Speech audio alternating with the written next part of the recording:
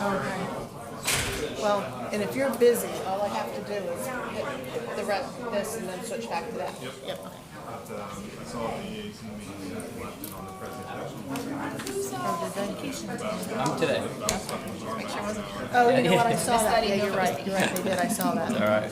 Get one Usually Lori from the will heart. call us if we don't respond. Like, did you get these? Did you have For what? If it's our turn. I'm Oh, wow. Because sometimes I miss that email. It's like, did you get it? because of the weather? I'm sure she would give it to me. Just makes me nervous. She's here, I saw her. They sent you to Fort Lauderdale to come here? Like, oh, okay. I see what you're saying. Okay.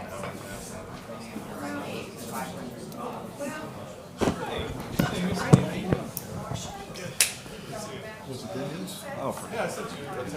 I didn't see the files. Yeah, it's in.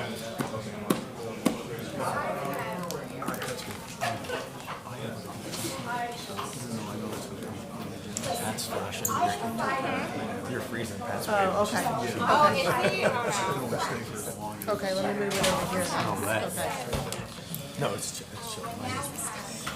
What? So you know my aunt, uncle's just 22. I think she was in my residence academy. Alright. You know more about her. She was on the shrimp.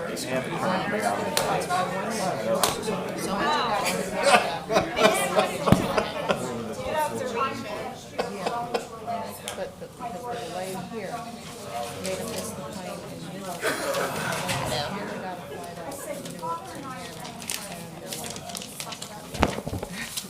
And this way Thursday.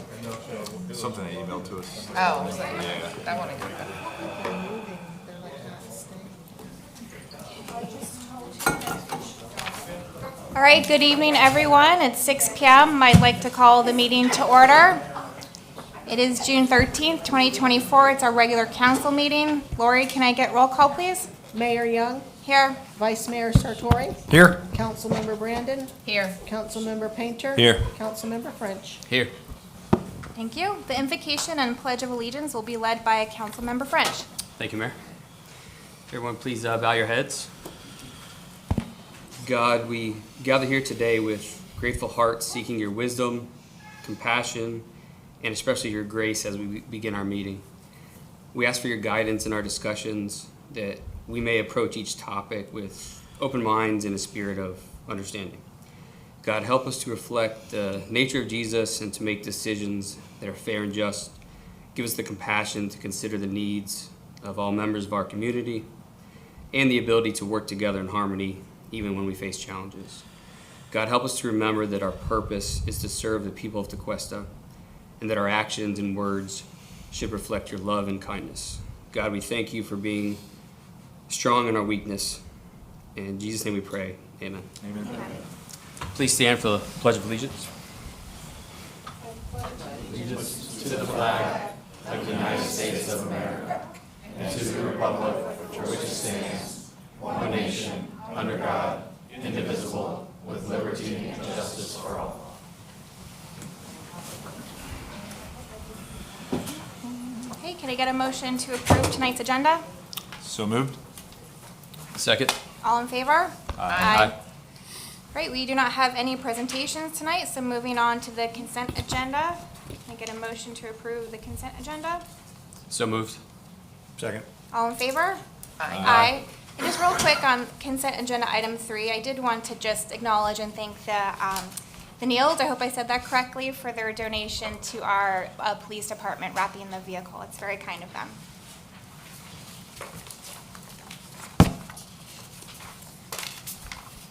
Okay, communications from citizens. Lori, do we have any cards tonight? Yes, ma'am. We have Frank D'Ambra.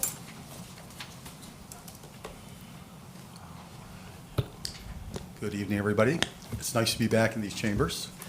As you all know, I have a real passion and a love for Tequesta. I've developed an equal passion and love for Martin County, where we now live. But I did want to come to speak to one item, and that was agenda item 15. And unfortunately, I have other commitments this evening, so I asked to come up during citizens' comments rather than waiting for it to come up. As you all know, when you look at the role of government, whether it's the federal level or state level, the safety of the country or the safety of the community is probably the number one responsibility of government. And without safety, communities don't flourish. When you have safety, they do. To attract and retain the very best people that can go out and service the community from a public safety standpoint, fire and police, obviously is absolutely critical. Tequesta is blessed to have, I think, the finest public safety, municipal public safety group, both fire and police, in this county. And that means you've got to, like I said, attract and retain the very, very best people. And with inflation the way it's been, with the cost of living and the way it impacts the various families, with the increases that other agencies are providing to their employees, I just want to commend the council for its wisdom and its courage to continue to promote and make safety the number one issue, and make sure that you're going to have the best, very, very best people out there that are going to meet the citizens' needs. So I just wanted to thank you all, and hoping and expecting that item 15 will pass later on this evening. I think it's the right thing to do, and I just want to commend you, hopefully in advance, for in fact taking that action. So thank you very much. Thank you, Frank. Good to see you. Harold Taylor?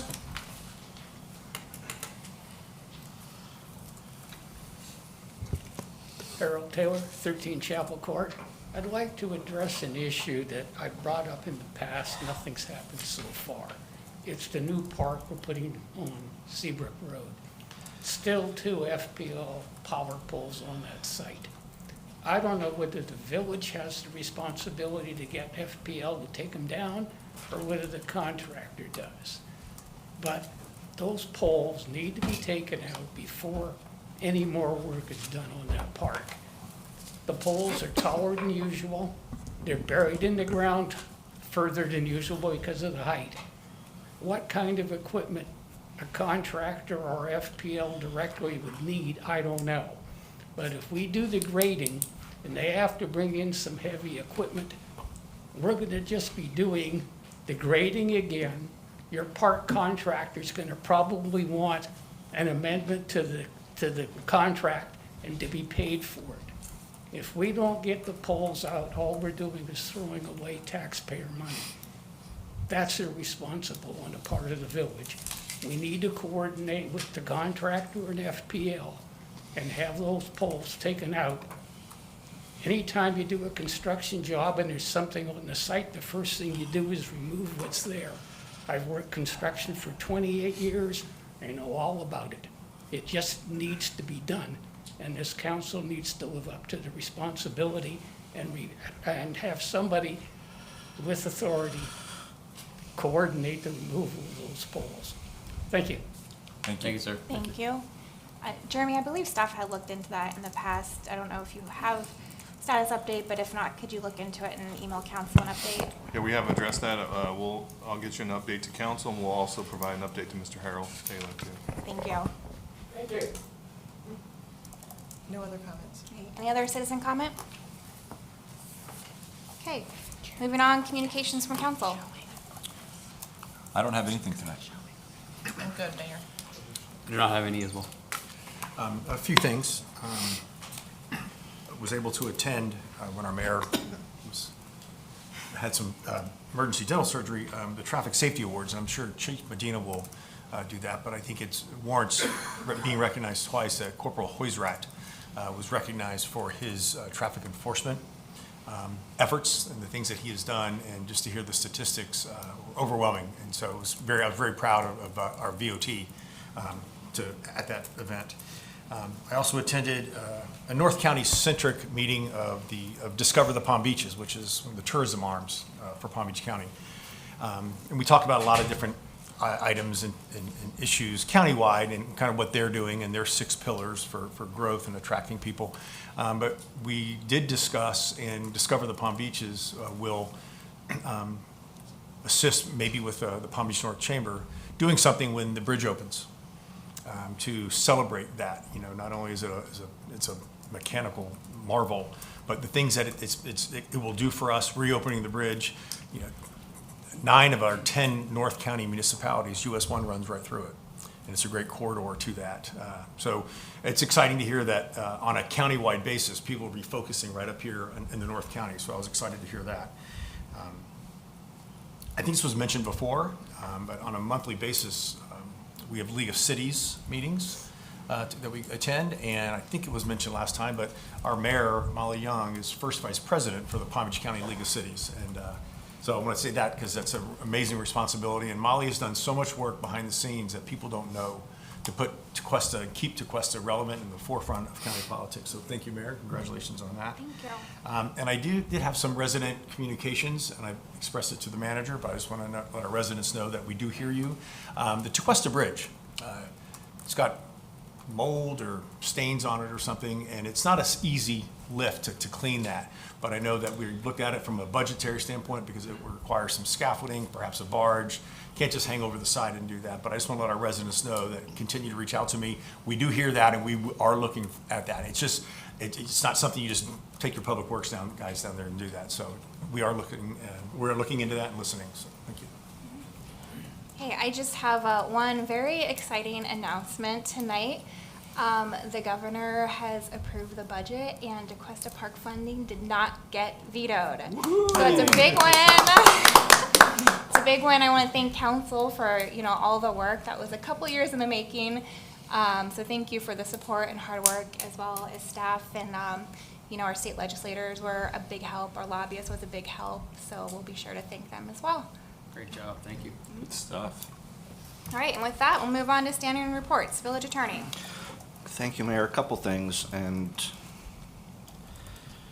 I get nervous when there's too many mayors in the room. And tonight, I know Abby Brennan's watching, Frank D'Ambra, Liz Schauer, Pat Watkins, Molly Young. I'm very intimidated tonight, so. And you should be. And I'm just want you all to know, and please forgive me if I, chew on my tongue as I'm talking. So, in line with your last comment about the park, for those of you who are boaters, this year also a funding project that got past the veto pen was the dredging of the channel in front of the Sailfish Marina heading out to the inlet. So that got vetoed last year. That made it through this year as well. Palm Beach Shores and Lake Park are going to be working on that.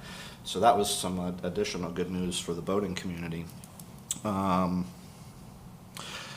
sure by now you're all aware of the injunction that the Southern District Court penned a couple days ago on the Form 6 issue. So as we sit here tonight, municipal elected officials, the state and the Commission on Ethics cannot enforce the legislation that made you Form 6 filers until further notice. And that was a statewide order injunction. It's a preliminary injunction, which means that there will still be a trial on the merits in the case. However, one of the elements for a court to grant a preliminary injunction is that the petitioner show a likelihood of success on the merits. So the court found that they did that, and so stay tuned. That will happen, but that was very good news. And then last thing, taking a page out of the book of No Good Deed Goes Unpunished. I'm told that they are making me the president of the Florida Municipal Attorneys Association for the 2024-2025 year at the Florida League of Cities. So I don't know what I did to deserve that, but just to let you know I did something right at some point. So that is my report for this evening, unless you have any questions. Thank you. Council? Nope, thank you. All right, Village Manager. Making great progress on the sidewalk on Seabrook. I'm told we're 70% completed. I know there's been some inconveniences there. Update on the quiet zone. I know this is one that a lot of people are tracking. We have to do some mitigation to that crossing there. Staff is still strong on working on that part of it. We have also asked the TPA for some funding for some additional safety improvements to that crossing. The Bureau of Land Management, their project is out for bid. That's been a project they've been talking about for a couple of years. You can get on their website, check it out. I think the JIC in Tequesta, we've advocated for that project. I know the EAC has talked about it and advocated as well. The Planning and Zoning Board meeting is scheduled for June 20th, and we have a budget workshop on June 24th. With that, that's my report. Thank you, council. No questions.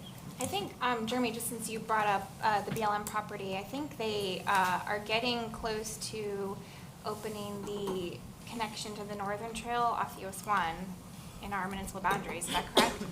Yeah, I'm told that, well, wasn't told. I heard from, I think Jessica Namath at the EAC, she said that they were getting close. They were gonna open the fence there, so it's a pedestrian access from that side, so. Yeah. I think Peter said they're probably planning on doing some kind of ribbon cutting or ceremony when they're ready. So I don't know if everyone knows that, and the public should know that. It'll be a good way to add some more connectivity to the nature trails there. I don't think they've set a date for that, but if No. we do, I'll make sure I share that. Yeah. Okay. Any other questions or comments? No. Okay. Next up, police department. Evening, Mayor. To start with what the Vice Mayor said, thank you for attending. Mayor, I knew you couldn't make it that day, and thank you. It was the 38th Annual Traffic Safety Award, which is hosted by Safety Council of Palm Beach County. Like you said, Corporal Roland Hoisrat was acknowledged that day for his great work that he does on a day-in, day-out basis. Detective Tequesta was also honored this past month by the Jupiter Masonic Lodge for his commitment and his efforts in the village of Tequesta, so I'd like to acknowledge him as well. We're talking about BLM property. We're always in contact, as you all know, with Peter DeWitt. They've had a lot of parking issues. I'm sure you've gotten emails from different residents. Just so you know, we have been paying close attention just because of all the construction. People are starting to park up on the grass areas, and we've been enforcing that parking. I know for this past month, we issued 25 citations. We've put the portable message board out there as well, just letting people know not to park there. So we'll continue to monitor that and stay in contact with Mr. DeWitt.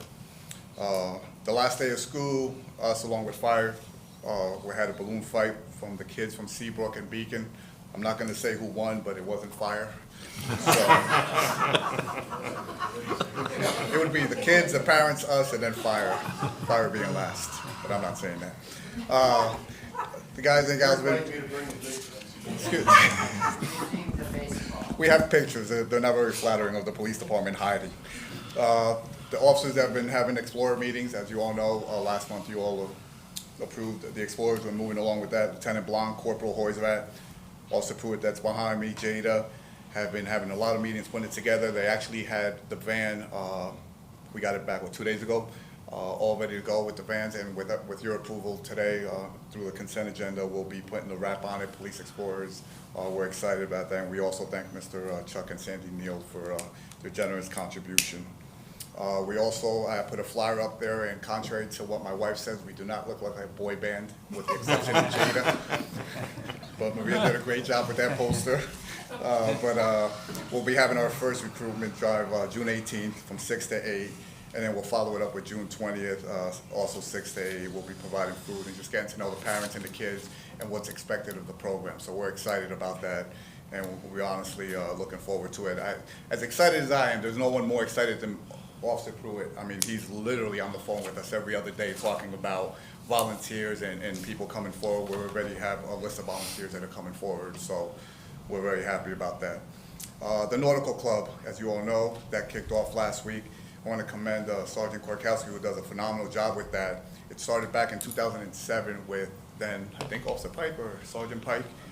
And I'm happy to say it is the biggest class that we've ever had. We've had 42 kids sign up. We don't believe in turning kids down, so what we're doing is we're working out everyone's schedule. The officers have been very flexible to accommodate the parents. We've gotten additional volunteers, but we never want to turn away any of the kids that want to be involved and having an opportunity to deal with police, fire, or the village as a whole. So we have a lot of kids, and so far it's been great. Kurt's been out there himself, so we're looking forward to a fun season with the Nautical Club. June 22nd will be our last firearms class, civilian firearms class. Someone in attendance told me she'll be there. We're not saying any names, Liz. You'll do great, trust me. I will let you know, hopefully if everyone shows up to this class, it'll be a total of 88 participants that we've had since we received the grant and put it together at no cost to any of the residents or anyone involved with the program. We just finished putting in for it last week to reapply for the grant itself. The funds haven't been released as per FDLE, so we're waiting to see if we'll be fortunate enough to get it again so we could run another 10 classes at least and continue to train our community. We've gotten some great response and feedback from that. And then based on that, just so you all know, July 25th, we'll be having a small ceremony presentation with food and good laughs. Everyone that participated in the first Civil and Firearms, we want to bring them together and kind of just celebrate and go over, who also threw it, and Sergeant Yildiz Sword, who's the best shooter and most improved. So we'll be putting that together. So that's my report, and I thank you. Thank you. Any questions or comments for the chief? I have one question for the chief. Chief, on their reapplication for firearm safety class, is that a state or federal grant? State. State. FDEP, for Department of Law Enforcement. Thank you. Anything else? All right, thank you. Thank you. Fire department.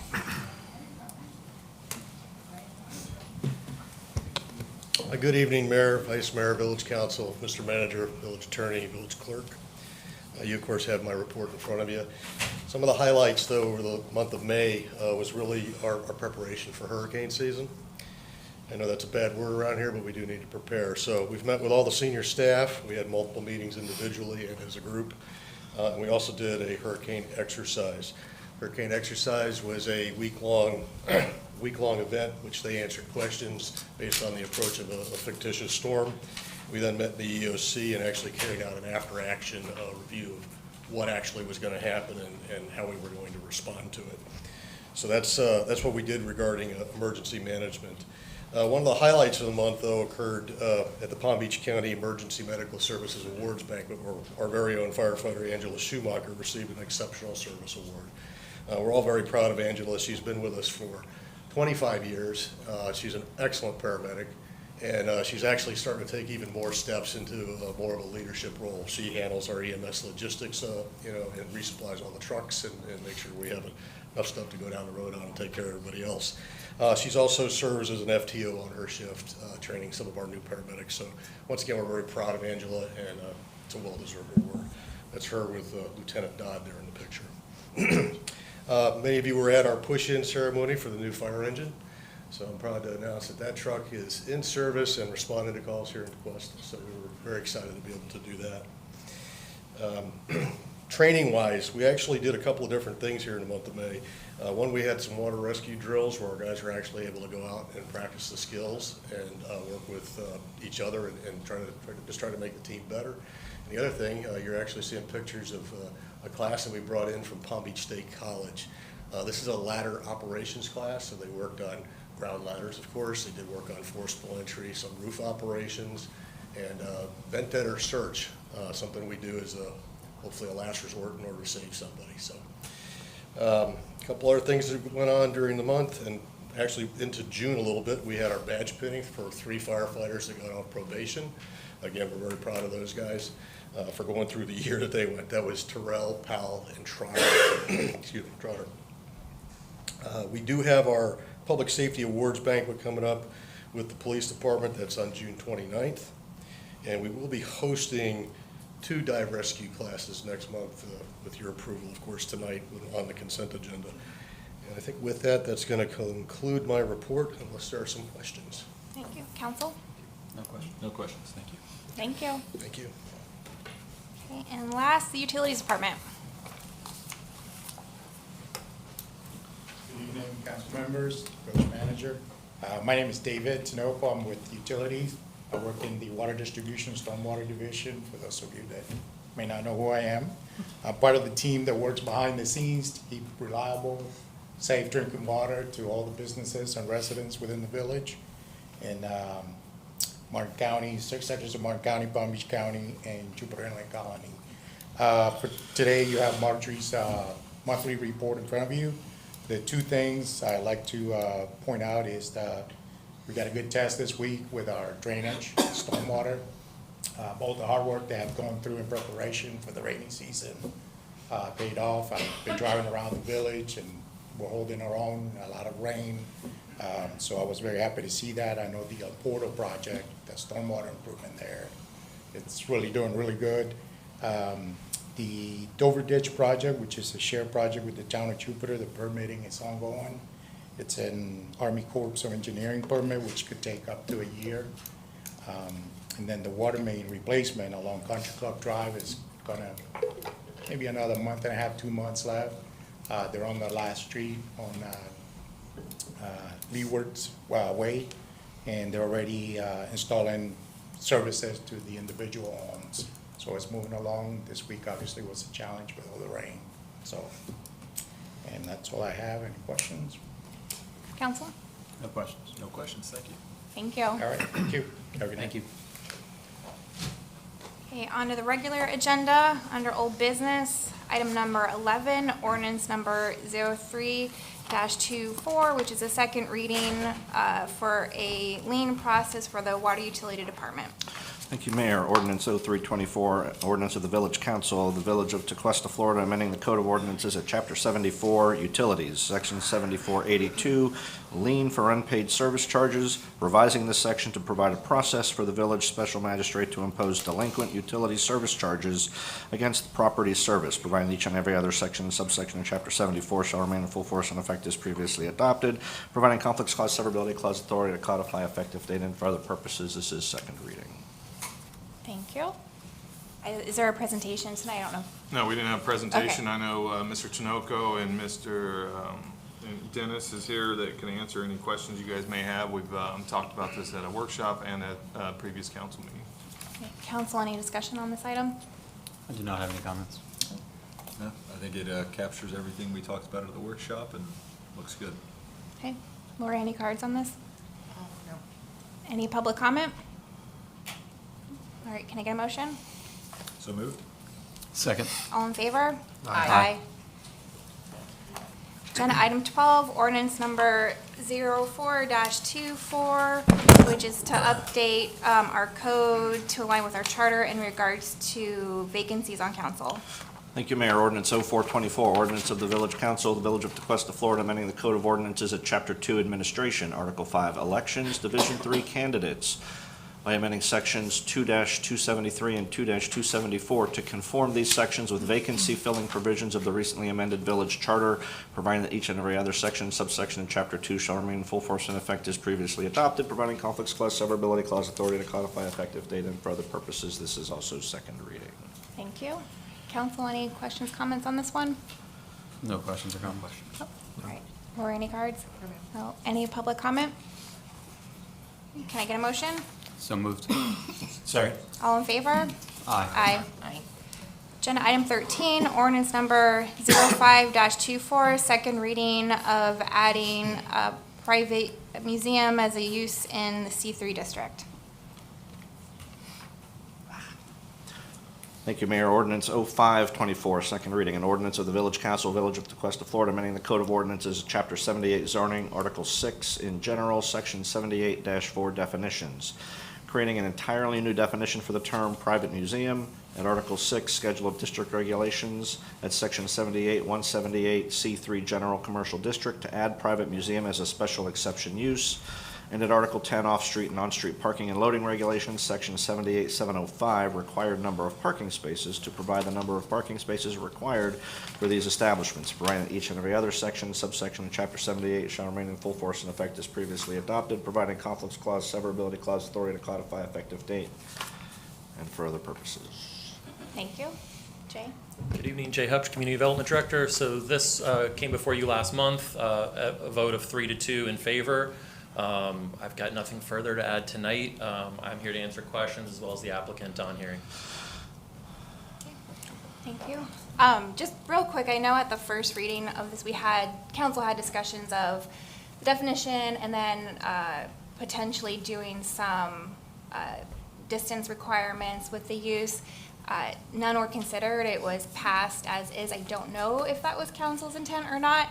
But if it was not council's intent and the majority is still in favor, I would hope that maybe we could consider just analyzing the definition a little more to define uses for like accessory or ancillary use, and then also take a closer look at any potential distance limitations. I just wanted to throw that out there. I'll open it for discussion. Understood. I'll make the first comment in that it was my original error. I did not include the 1,000-foot setback or distance for an additional private museum. When I made the motion, I made it as is. That was already on the agenda. So I apologize for that error. I still support the private museum project, but I would like to add the 1,000-foot distance, so there should be no other private car museums within 1,000 feet of this project. Do we have any, and if you don't have it tonight, it's fine, but do we have any type of graphic depicting 1,000 feet? So I did we have a graphic that shows what 1,000 feet is, but 500 feet would actually cover the entire zoning district. So okay. you could lower it to 500 feet. Okay. What slide would that be on, Jay, that I can pull that up and show them? Do you know what presentation it's on? Can't hear you. We can't hear you. It I would was be just asking Jay what slide it would be on. the second one Second from that from the one. left, that other way. There we go. And then if you go down, there's a hidden slide right there. So that's 1,000 feet. Oopsie, sorry. Other way, really. Hold on.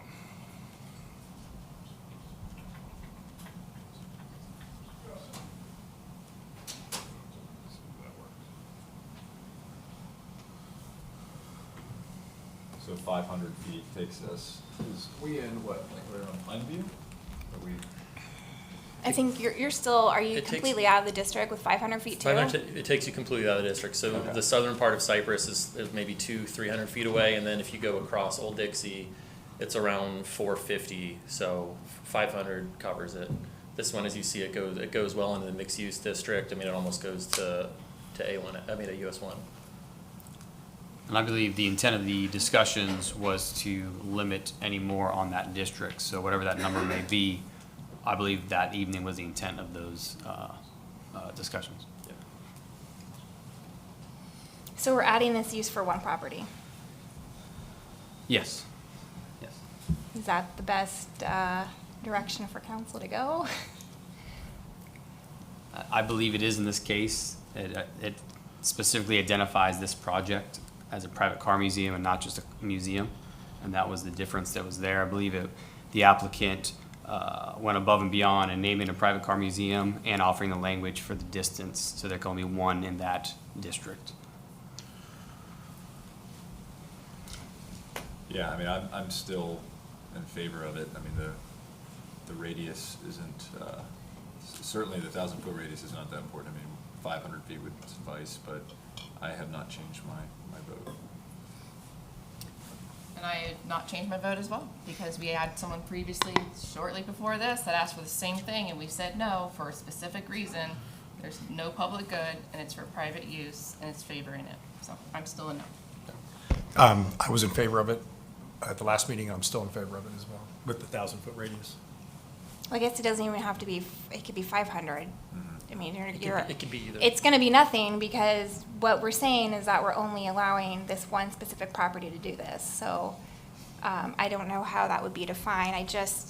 Again, I would like to urge council to maybe take the time to look at the definition a little more, and the distance requirements, because to add something to our entire zone for one specific property, I personally don't think that's the best practice. I respect what everyone else is saying, but if there's, any consideration and maybe compromising, just taking a closer look at this. If we add that this is the only property that's allowed to do this in the C3, how, I guess is maybe more of a question for Keith or Jay, what does that look like? And then would this come back for a second reading?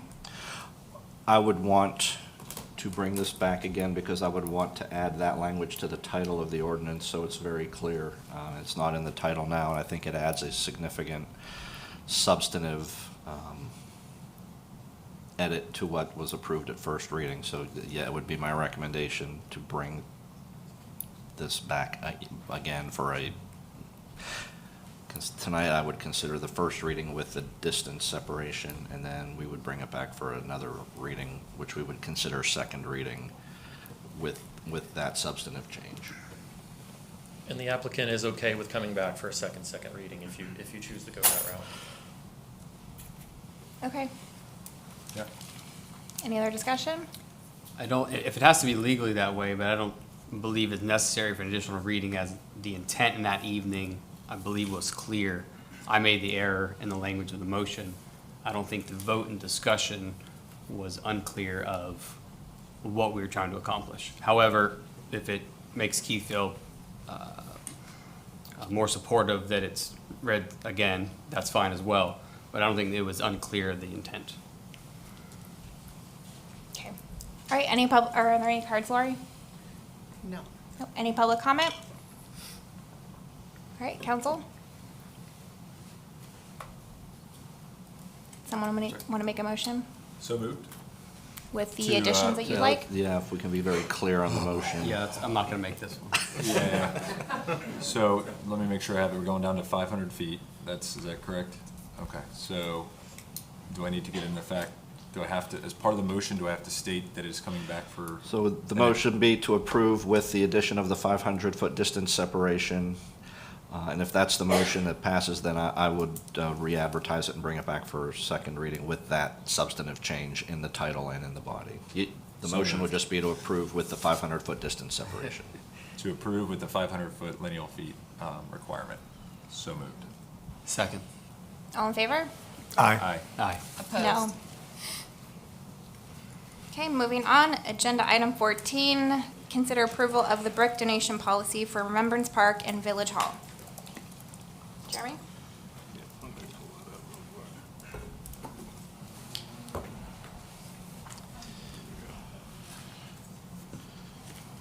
My notes here. So part of the condition site plan approval was two conditions that was put on that site plan approval. One was a brick donation policy, and the other one was make sure that we include an area for remembrance bricks. That was two conditions that was put on Remembrance Park, so this is satisfying both. We do have an area. We did shrink the area. I think we're at 400 something square feet. We're down to, I think, 200 square feet in that. And then also, this is the brick policy. Council at the April 1st meeting asked staff to go back and look at that area and the recommended cost. We have continued with the $250.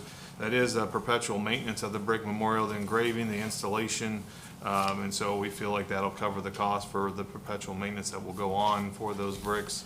And so with that, I can answer any questions for the brick policy that you may have. Thank you. Council? No questions. Mayor, wasn't there discussion about opening it up to folks outside of, other than veterans, for remembrance for people that were there? And do we not land on that? So I don't know that we landed on. That's why I didn't include that. Obviously, we didn't take a vote that night. You can, make a motion to, change it any way you want at this point. But at that point, we hadn't taken a vote, and I didn't know where we landed. So that's why I didn't include it one way or another. My takeaway from hearing several conversations was that it's not, while the veteran, we have a veteran memorial out front with the 9/11, and we have available bricks, but this is more of a remembrance for the people that have given, huge parts and chunks of their life and their commitment to the village, and people that just want to remember family members or friends or something like that. And that's why I thought we were going to open it up outside of the veteran designation. And I would support that change. So the current policy, and maybe it's beyond this, but so it does include armed forces or in a public servant role, but I suppose to your point, not everybody that's given to our village was in a public servant role, so maybe they're just someone who's an active community member? Yeah, Okay, I got you. we ran into, it's kind of like splitting hairs, but define a public servant. Yeah, no, I hear you. So I would like to see us consider opening it up to those remembrance for, if anybody would like to contribute a brick in remembrance of somebody for whatever they believe that person's contribution to the village. I think that's the spirit of what was intended, I believe. And is that just at Remembrance Park or at Village Hall as well? At Remembrance Park, specifically Remembrance Park. I like the idea of that. I'm wondering how that policy or that language looks to where do you start cutting people out? And then how does the public respond to that? That would be my only concern. And I know that this conversation's been going on long before I've been up here, but I'm guessing we keep hitting that wall of what does that policy and language look like to include those people, or the definition. Yeah, I would like to take all binders off. And if somebody that just feels that, my parents lived in Tequesta forever, and they loved the village, and I want them to be remembered as part of this community. So I would say take any and all restrictions off. Well, I know there's language in here that I guess leaves it at the village's discretion, though, to approve or deny. And Keith, I'd probably lean on your advice. I know there's been, lawsuits throughout the state with kind of when you get in a situation where a city denies something and, First Amendment, all that kind of stuff. So is there any language that you think we could add that would open it up more, but would make sure from a legal standpoint, we wouldn't be getting ourselves in a pickle with anything? Well, so the further you get towards the vice mayor's recommendation, the less of a concern that becomes. If where you're going to land is somewhere in between what's written and that, then my recommendation would be to be more specific. And if you're going to say something to the effect of in a public servant role or in a volunteer role with the village, I would caution, though, not to be too specific so that you don't, but if you wanted to limit it to people who have volunteered for the village in addition to being a formal public servant, the policy is yours, so you could add language to that effect or just open it up as the vice mayor suggested. It's really up to you. I mean, we can, with direction on what you want, we can wordsmith it and make sure it says what you want it to say in the correct way. And Vice Mayor, is there a veteran's priority or preference in your suggestion? I don't know if I say that because there's a viable difference between, military veteran and a public servant. And are we separating those two where they would have some type of preference or area? Or is it just open? I think it's first come, first served is what the policy says. Well, with the first come, first serve, I think we haven't filled up outside, so I don't know the rush. I see. And the crush of people to do that. I would like to defer, if I could, Mayor, to some of our historians that were part of this. They just asked what their I know we've asked this information before, but would I be able to ask Ms. Nielsen or Ms. Watkins to? Sure, if one of you can come up to the podium, please. I am. Yeah. She has a citizen comment card in on this. Okay, We'll so take again, I an stand exception here. before the council as I did previously regarding the BRIC program proposed. The proposed policy states, as you said, I won't go again. Again, we reiterate the last time that the same policy was discussed, that the BRIC should not be limited. BRIC should be available to everyone who wants to remember a person, an event, and a life. This is, in our opinion, keeping with the remembrance in the park's name. And also, I would just add that the Lighthouse has discontinued their BRIC program because the Bureau of Land Management will not allow memorials on their property. So, and that was open to everybody, and so you can use, there. But that's a gap that's going to be now. Could be to our advantage if it's open. I just strongly suggest that we don't, the whole thing, you can, what we did at BLM was, or at Lighthouse was that there was a small designation on the BRIC for veterans that you could opt out for. One for the Navy, one for the Army, and that would be, the donator would, opt out for that particular designation. But there was no, if you try to group people, then you have big areas where there's no bricks and it looks, nothing inscribed. Like if you have a veterans and you have maybe 20 over there and then you have all these blank bricks, it's just better if you just stack them up as they come in. Okay. Thank you. Thank you. And I don't think the site plan's attached here, but can you just refresh my memory? Are there bricks going in this area regardless? So, Well, now there is, because part of the condition of the site plan approval was that we had an area for these these bricks. So Okay. there is in the site plan, 200 square feet that we're gonna have for bricks, which will work out to right around 1,000 bricks, give or take a little bit. Okay. So just to make sure I understand, there's either going to be just regular old bricks there, or there's going to be memorial or some kind of remembrance bricks. It doesn't change, it just could, the cost could come down from our side because of this 250 donation. And I guess the other benefit is that, you know, we've learned that in the past, these things didn't exactly fly off the shelf. So if we open it up to anything that is remembrance related, that could potentially have a benefit there as well. I'm just trying to make sure that we're not, by putting this out there, and if we don't get many, or let's say we get none, that this isn't costing the village more money because the bricks wouldn't otherwise be going there. And I'm talking about regular bricks at this point. Yeah.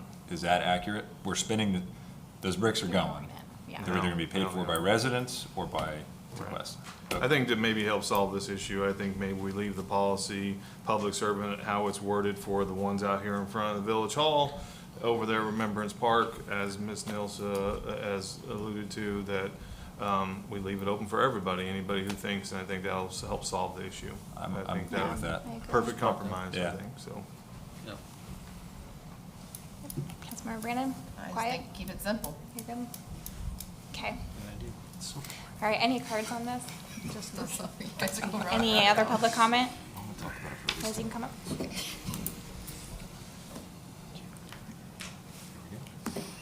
My name is Liz Shower. I live at 85 Teakwood Circle, and I would like to remember some of my past members of my village council when I was on the village council, and there are plenty of people, and I would like to donate $250 for each one of those that have passed away, and I'm sure Tom Bradford will help me with all of their names, especially with Joe Capretta and stuff like that, who's done a lot for this community. Thank you. Thank you. Thank you. Thank you, Mayor. Any other public comment? Mrs. Watkins?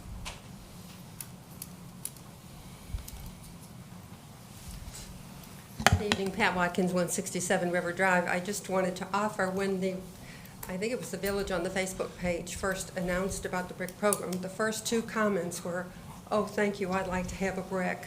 So I think the public will pick up somewhat on those, but I will remind you again, we thought we'd have our fountain out here filled up with things, and I don't think we have 10 of them. Yeah. So you're not going to have an onslaught, I don't think. I hope you do, but in any case, I don't think it'll be a problem. Thank you. Thank you. Thank you. Mayor. Any other public comment? Okay.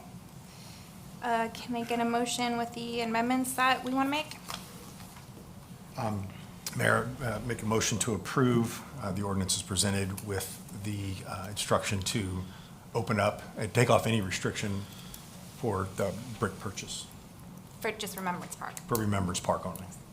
And just for clarification, this is an ordinance, just, it's Policy. just a policy, Yes. so just. Revise the policy Yeah. to that. I'll second that. All in favor? Aye. Okay, on to new business. Agenda item 15, consider approval of a MOU for VOT PBA wage article reopener. Marlene's on here, but I don't see her. Yep.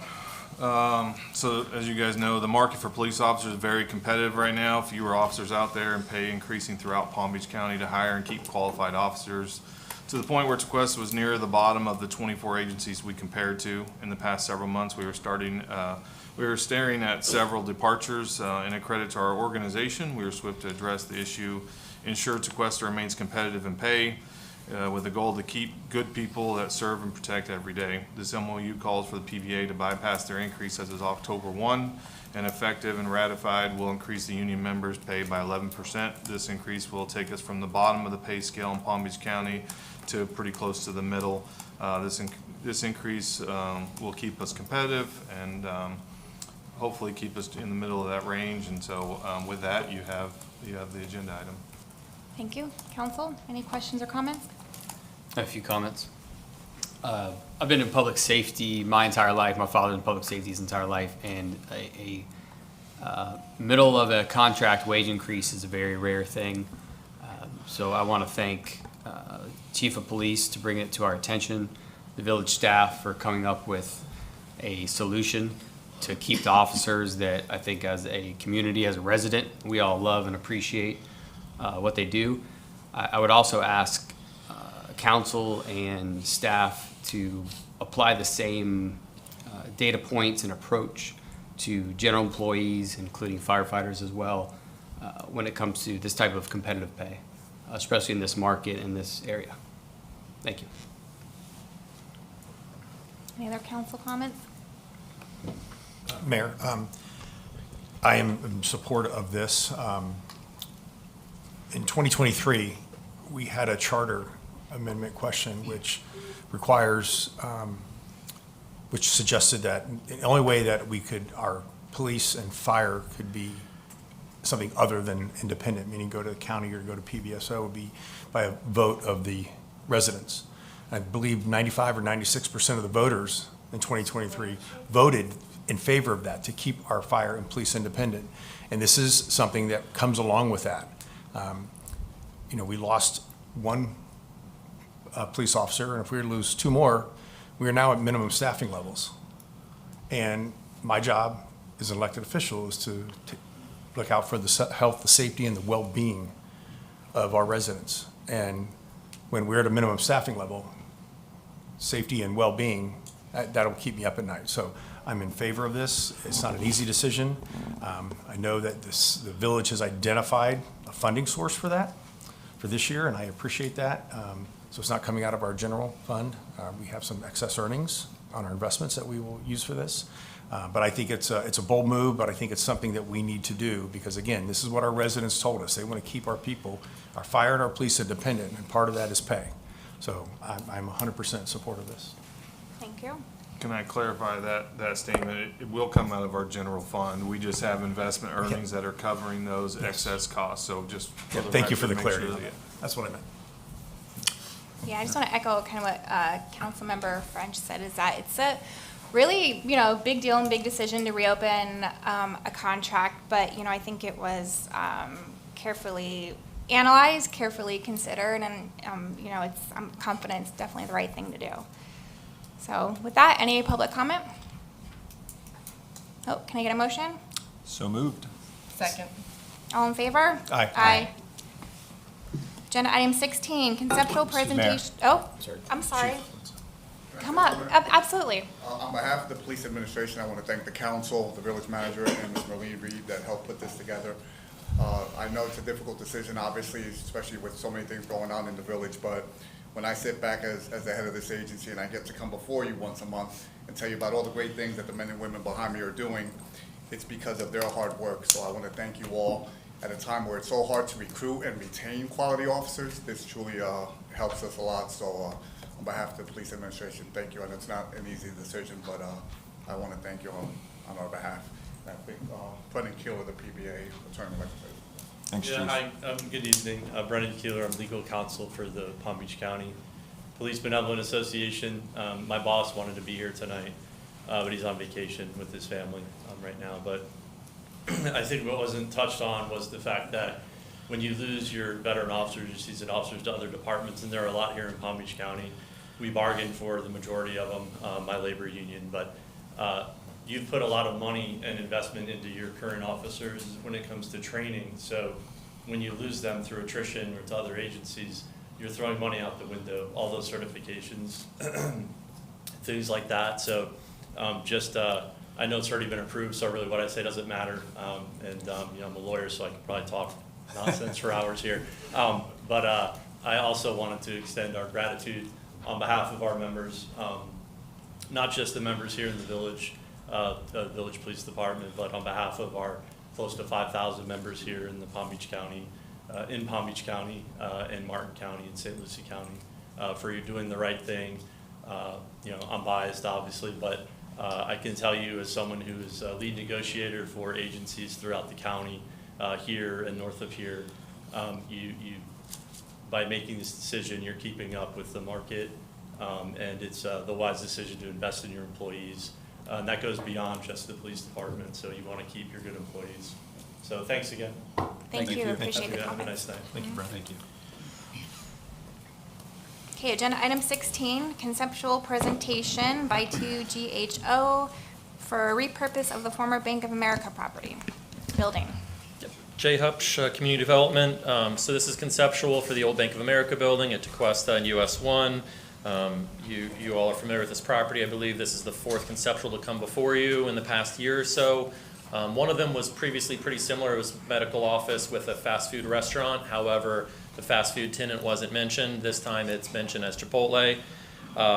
If the project does move forward, it will need a special exception for that fast food restaurant, and that's would happen no matter what happens with the overlay that we're currently working on. So as it stands today, it would need a special exception. The medical office is an approved use.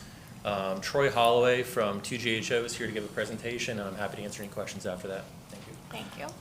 And Mayor, with your permission, I have my standard statement to place in the record for these conceptual presentations. This conceptual presentation is not a quasi-judicial proceeding, and no action shall be taken by the Village Council beyond a discussion with the applicant. Neither the outcome of this conceptual presentation nor any comments made during this conceptual presentation by any Village Council member or Village staff is a guarantee or assurance in any way of the final action that may be taken by the Village Council pursuant to a formal application for review under our zoning code. Thank you. Troy? Hi, good evening, everyone. Good to see everyone. Troy Holloway, for the record, with 2GHO. We were here, I guess, last year in the fall. We had brought forward the Wawa that wasn't well received. At the time, we did that with the current property owner, JVCC Development, with Clint Conway, who's the owner of the property. They were purchasing it then, they own it now. So we listened to what you guys had to say then, and I know we did listen to also, I guess someone brought a very similar, almost identical plan back to you a year ago in July.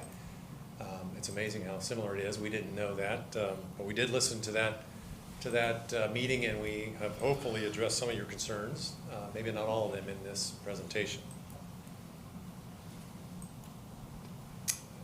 Okay, never get this right. Hit the arrow. Side.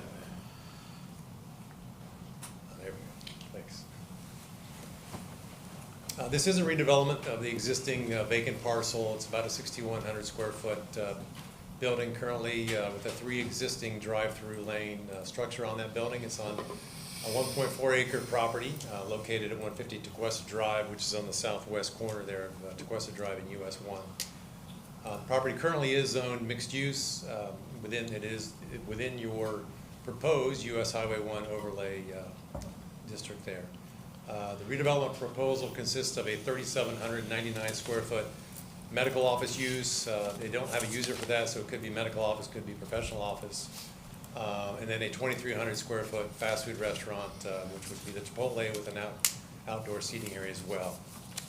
And of course, the 2,300 is about 37% of that building, so it is actually a pretty small percentage of that building. This is the site, as you obviously know, in the southwest corner, US Highway 1 and Tequesta Drive at the top, US Highway 1 there to the right-hand side. This is the site. Essentially, they're proposing to utilize the building as is, and the site, for the most part, as is.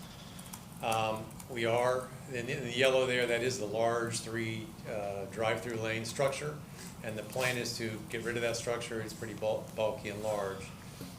We've also proposed some outdoor seating, about 24 seats in front of the Chipotle, and the plan is to keep the covered arcade on the front of that structure as well. We do propose for I know your new overlay district kind of requires and requests that you do some open civic spaces and some plazas. So we have proposed on the corner possibly a open space plaza with some bricks, maybe redoing your Tequesta signs, some lighting, some bench seating, and so on. The only change really to the site itself would be to increase the south landscape buffer after taking out the drive-through and adding some angled parking. This would be the Chipotle lane, they call it. It's a pickup window only. There is no ordering on site. There's no order window, no menu outside. You have to order online or through their app, and you just come through, pick up your food, and you go. Also, the plan is to fully renovate all the landscaping on the site. All of the understory there is old and needs redone. A lot of the palm trees are also old and need redone. I'm not sure if Tequesta has a plan for what they want to do with the Royals, if they want to leave those or not. They are getting pretty old and tall. You know, those could be either replaced with new Royals or shade trees. So the plan here is to maintain all the existing vehicular access points, maintain the shared parking with the existing commercial building there to the west, expand the south landscape buffer. We do exceed the parking requirements per the code, and we do meet the landscape open space requirements as well. As I mentioned, we are providing for an open civic plaza here with some seating, lighting, sculpture, water feature, whatever is desired, and some new signage for the village. I kind of went over a lot of that. The existing open space, again, we exceed, we have increased the open space actually from what is out there today. Parking provided 79 spaces. Parking required 71, parking provided is 79. We've reduced the building lot coverage from the 8,500 with this plan down to 6,550 by getting rid of the drive-through, the existing drive-throughs. On the Chipotle, just some quick figures on that. Again, this is something Chipotle does. They're doing these a lot of places. It's not an order window. This allows the customers to pick up their order without having to park their vehicle and to walk into the restaurant. They can't place an order on site. There's no menu board. They can't order from the window. The pickup window is only available to those customers who have placed an order via the app or the website. If they get there, when they order, it tells them how much time they have. And so if they get there early, they're just told to go park in the pickup waiting spaces, and then they'll bring the food out to them. Typically, a restaurant of this size would have 2 to 3 pickup spaces. There's not a whole lot. And they've looked, there's an extensive report they've done on their Chipotle lanes, and the busy stores, there's only an average of 2 customers at a time in these pickup drive-through lanes, so it's not like you've got 8, 10, 12 cars sitting in those lanes. And the average wait time there is about just a little over 1 minute. This is the existing structure out there today. It's kind of got that Spanish Mediterranean style, and we've got the large pickup, their drive-through lanes there to the left. The owner is definitely willing to go ahead and do something with the elevations of that building. I know Tequesta has multiple different styles. This is just one option. And again, we're trying to keep the arcade. That would be the outdoor seating, so it maintains the arcade, removes the large bulky drive-through, gets rid of the old Spanish Mediterranean finishes, kind of reduces the blank walls and increases more window openings on the building, which is one of the requirements in your architectural standards. Also trying to utilize some soft earth tone colors and some more natural looking materials. This would be the front. Obviously wouldn't say Tequesta on the building. These are just some suggested materials in the building, some hardy plank, possibly using some the wood finishes, the tile finishes on the building. They could also use some manufactured coral stone on the bottom of the building, which would look very nice as well. And in the elevation here, they're showing a barrel tile roof. You could easily change that out, doing a metal standing seam roof as well.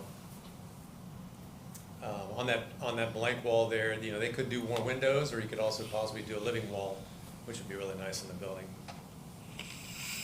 In conclusion, this is a redevelopment of a vacant 1.4 acre property with medical office and fast food. It would adhere to all regulations of your mixed use zoning district. The redevelopment of this site would strive to meet as many of the proposed US Highway 1 overlay requirements as possible. The redeveloped architectural style we strive to meet the architectural design guidelines of your commercial corridor master plan. As I stated, there are several different styles in that plan. All the old overgrown landscaping would be removed and refurbished, greatly exceeding your code. This would place a vibrant use in the existing vacant structure. So with that, I'm happy to take any comments, advice, direction. Thank you, Troy. Council, open up for discussion. Yeah. Hey Troy, how are you? Good, how are you? Good. So I appreciate your efforts to address many of the comments that, you heard when this was not the same concept, but a similar concept was before us about a year ago. And I really do appreciate that. And honestly, I don't mind the design itself. I think they've actually done a good job with the building based on the renderings. That said, and I hate to do this to you again, because I know last time you were here, I probably had a similar comment, but it's still the same site. And like I said last time, it's effectively the gateway to our village. And it's very possible that I'm being way overly optimistic on this one, but I would love to see this site developed into something special, unique. Not to say this isn't, but it's, it's Chipotle and an urgent care, and of course we do have an urgent care right across the street with Helix. Something special, unique, and something ideally tenanted with local businesses. So that's just kind of my quick take on it. If it were anywhere else in the corridor, I probably wouldn't have that same feeling. It's just such a, in my opinion, an important site for our village. So that's where I am today. Thank you. Yeah, Troy, echoes similar what Councilman Painter said. Great job with the approach and the renderings. But that is a gateway, and I think a fast food restaurant in this case is not what our residents are looking for. Can we pull up the slide that has the overall layout from a bird's eye view? Not that one. The aerial? Yes. It's a little slow. So my question is the entrances for customers or visitors only on the east side of the building? Or do you plan to have multi? You know how Sweet no, Frog we- has two entrances? They can come in off of Tequesta Drive to the north. No, I mean physically walking, like open a door, enter into the building. Oh, into the building? It would just be the front, under the arcade. Okay. And then where would the parking, and this is such a future question, but for people who are waiting for their order? Yeah, they would just, but they're not numbered. Basically, where I that know. You green think like car this- is sitting out front, they would just On the pull south side. forward and park Okay. in. So here's where I'm stuck. I'm still stuck on, this isn't much different than the last one we saw, and a lot of the logistics are still missing and just not hitting on point, like last time. And now I'm starting to look at it too, another thing to add, so welcome back. Sorry, I'm gonna add another one to you. Not all of our residents are very techie, so if they don't order, they wanna park, and most likely they wanna park out front. Like I'm not a fan of Dunkin' Donuts parking in front because you have the cars coming around the building and it's not the safest thing. So I want to avoid, if anything like this comes back, I want to avoid that. In the front, obviously you have to have all your handicaps and this and that. You have traffic coming in off of US 1. It's really close to that intersection. So I know, even me personally, when you need to go to CVS, you hightail it into that turn because you have people coming. So there's no coasting and then, oh, I'm going to turn. So that makes me concerned if people are having to park, and I don't think there's enough parking to cross safely right there. The aesthetics, a medium on, lukewarm. Like I need to see that. structure? I wish I would have had that, so I could have like soaked it in. I don't visualize the bright red right in a corner like that. Yeah, and those, yeah, I would Again, agree. red It's- is fixable, Yeah. but my concern is because it is like a corporate formula restaurant, they get to have their corporate signage, so we can't give them something. Yeah, I know. Secondly, I would advise not touching the Tequesta sign because we have multiples and they need to match. And then that's it for right now. Okay. Troy, thank you. And thank you to the applicant and your client for his investment in the village, or their investment in the village. Wouldn't be my primary choice, but that's not what we're here to discuss.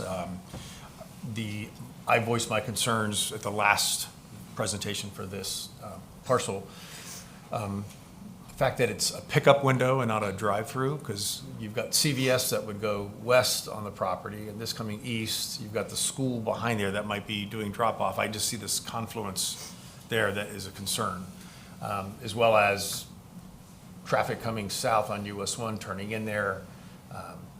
So the fast food concept wouldn't be my first priority, but we'll see how it moves forward in that.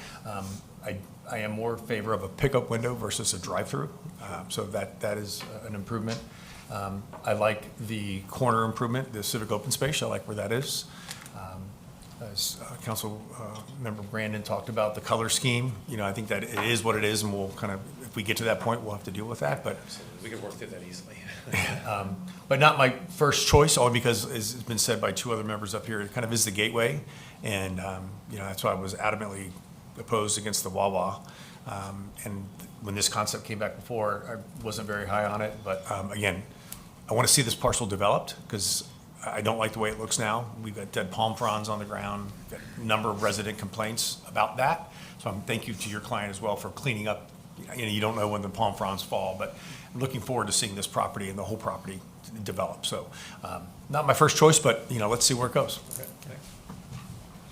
I have a quick question on the parking data, because I know in the staff memo it said there's a shared parking agreement, and I think you did show it on the west spaces there. It says, the hatched, I think there's 12 spaces back there, I think is what it is. And so is that included in the 79, or is it? Yes, that's part of it. It's included, Yeah, 'cause okay, it wasn't clear on there. Those are non-exclusive. They're not exclusive to the people, but they're part of the site. Okay. All right, and then I do appreciate the, that you did not bring, because I say this all the time up here, white, gray, or black elevation, because I feel like that's what we always get. So I do appreciate you taking some consideration there and thinking of some materials that, a little more natural looking and isn't that current trend we're seeing. And, the intent of the commercial corridor plan is to, not have, even if there's, formula businesses that come in, don't have them look so commercialized. Starbucks did a great job coming back to us to make their building look a little more coastal versus that first plan that, is their modern, just harsh looking, didn't fit here. So I would want, take that into consideration with the color scheme and signage and stuff, should this move forward. I thought you said in the presentation that it's on here as a medical office, but that's still to be determined, or is it in fact? It's to be determined. Right now we're parking it as office, a medical office, kind of worst case scenario, but right now he's got no one signed up, so we're just calling it medical at this point, worst case. So. Okay. And then, when you say medical, do you have any, like you said, there is an urgent care across the street, would it be more of like spa medical services, like what, or is there no clue? He has no users. He's open to, he's had some interest, he said, from, what did you say, a survey? Dental. You had also a professional, correct? Yeah. Somebody. So it could go either way. At this point, there's nobody that's signed. Okay.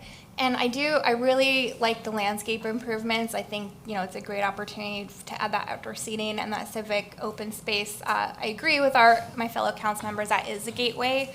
So I think if the applicant would be willing to work with us to really improve that corner and make it special with that civic open space in such a way that it is cohesive with our other, entries, that's a really great opportunity there. And I do believe the plan and intent is to do shade trees, on US 1 and Tequesta Drive. Yeah.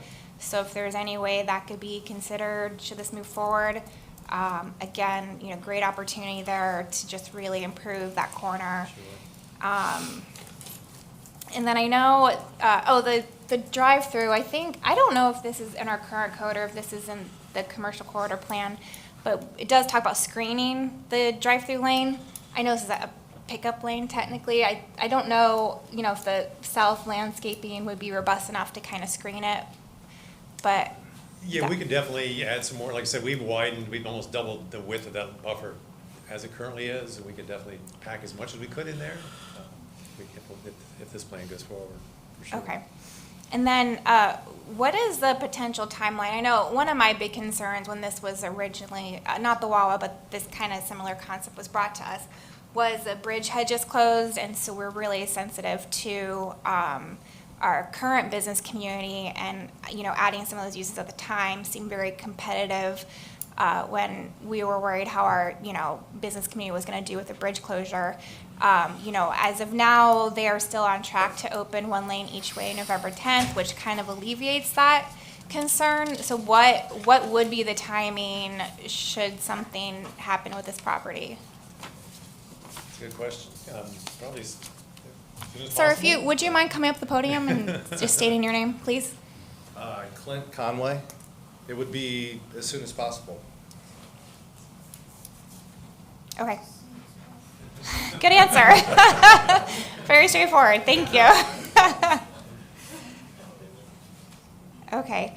I don't have any, I think that's it. Like I said, I'm glad we're not looking at a wall again, put it that way. And I think, you know, if you're willing to work with us and make some of these improvements, you know, there's potential there. Yeah, so like I said, they're very willing to do whatever you need to do on the building. We all know it needs a lot of help. All the sides, we just looked at the front, because I know in the last meeting, they gave you some freehand sketch. We wanted to at least have something to show you, so. Right, yep. Troy, and are there any, I know it's a question that's probably hard, difficult to answer, but any existing traffic for Chipotle lanes for this size of a store, like what the traffic count is, so we get an idea, and if you do come back, come back with that data? Yes. Like I said, they actually provided me like a 110-page report that they've done, where they've looked at kind of more high user Chipotles and, you know, in big cities. But they've done a lot of studies on their Chipotle lanes, so yeah, there's tons. I think if this comes back, that would be very helpful to have that information. Absolutely. Thanks. Any other council comments, questions? Other than red is just, that is Okay, top notch, not a welcoming color. Yeah, not a problem. So a red roof, red lettering, red trim, no thanks. No, thanks, okay. Not right there at the entrance. The funny thing is too, Mayor, I listened to the presentation a year ago, and you specifically said, no grays, you know, no blacks, no whites. Yeah, we're And we done. told the architect, the elevations he showed us were all gray and all black. Shocker, Specifically said, no. So he Thank changed you, it. appreciate that. Thank you, Troy. Thank you. Thank you, Clint, as well. Thank you so much. Lori, any cards? No, any public comment? Nope, okay, and we're not taking action on this, so no motion needed. You're Pleasantville, but not that Pleasantville. Moving on, agenda item 17, consider approval for a new pump for one of our wells. Yeah, Mr. David David? Sunoco. Yep. David Tinoco, Utilities Department. This is a request for a purchase of a brand-new pump for one of our old wells, reverse osmosis wells.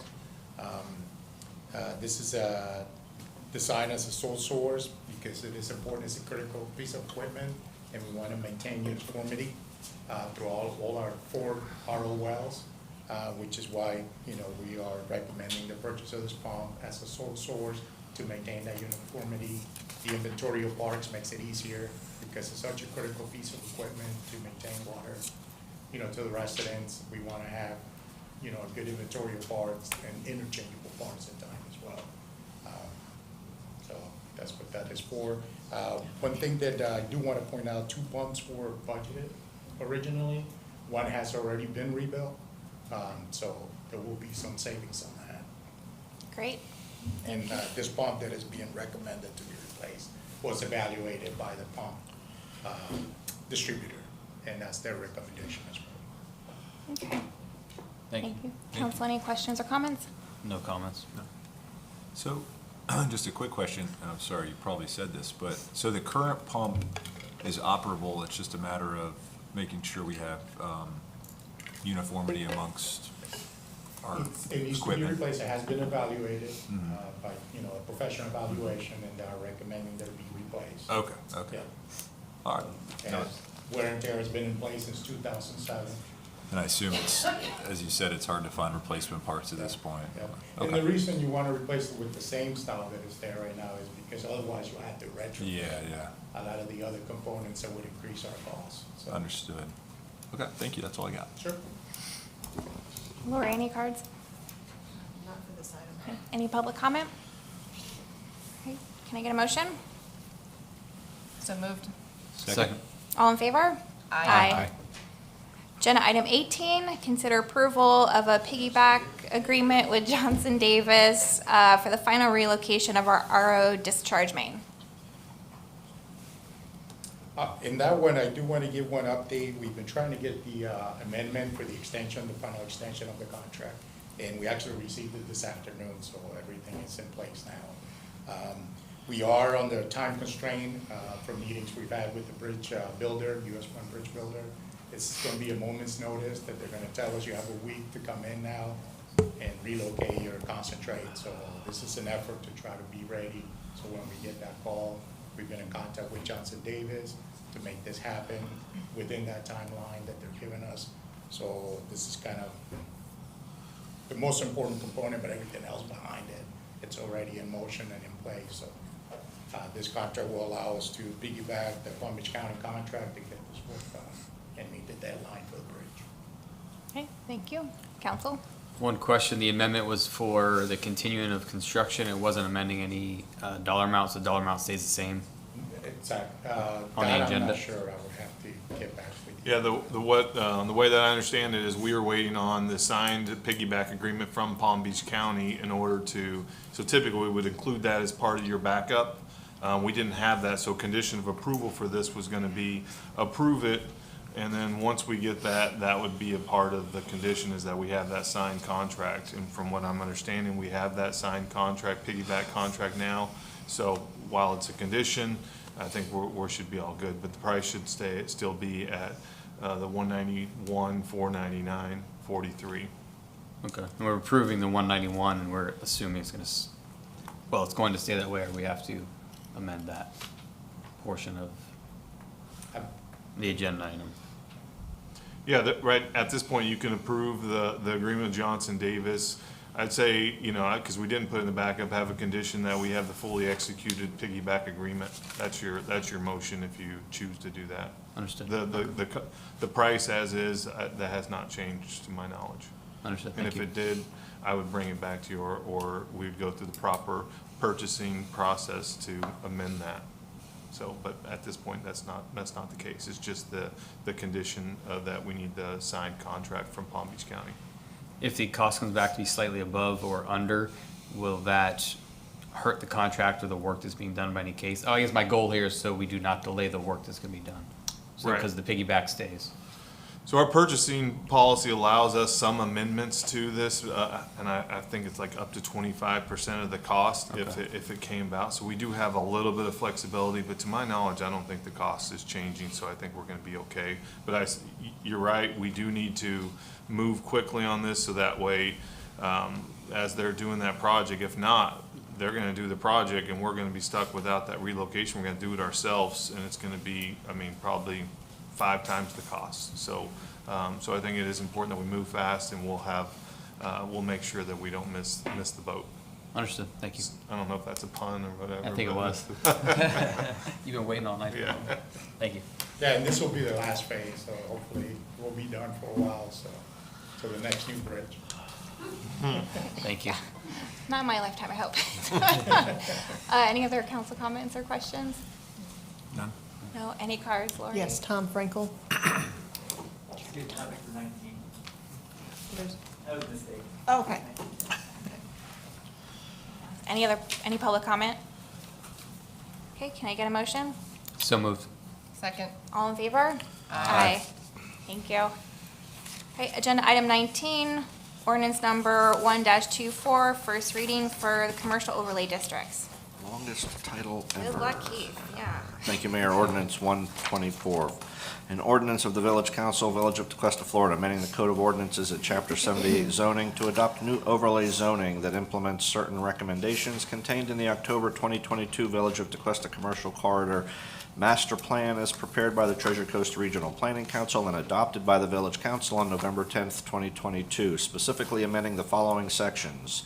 78-4 definitions, adopting new definitions for formula business, formula restaurant, overlay district, facade transparency, and civic open space.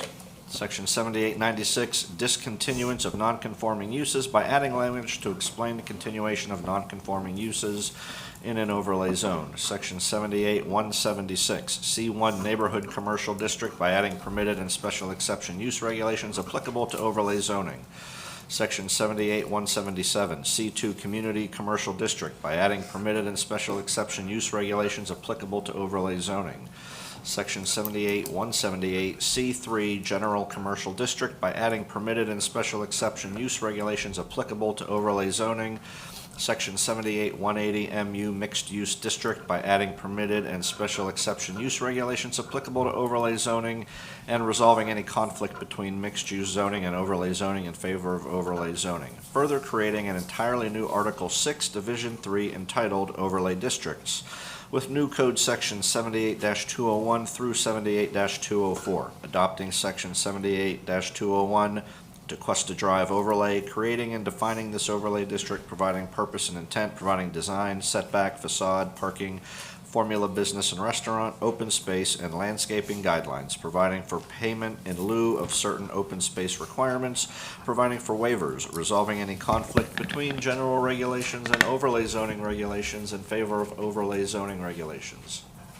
Also adopting section 78-202 U.S. Highway 1 overlay, creating and defining this overlay district, providing purpose and intent, providing design, setback, facade, parking, formula business and restaurant, open space, and landscaping guidelines, providing for payment in lieu of certain open space requirements, providing for waivers, resolving any conflict between general regulations and overlay zoning regulations in favor of overlay zoning regulations. Also adopting section 78-203 Village Center overlay, creating and defining this overlay district, providing purpose and intent, providing design, setback, facade, parking, formula business and restaurant, open space, and landscaping guidelines, providing for payment in lieu of certain open space requirements, providing for waivers, resolving any conflict between general regulations and overlay zoning regulations in favor of overlay zoning regulations, and adopting section 78-204 waivers to provide a process for obtaining waivers from the Village Council from certain overlay district requirements,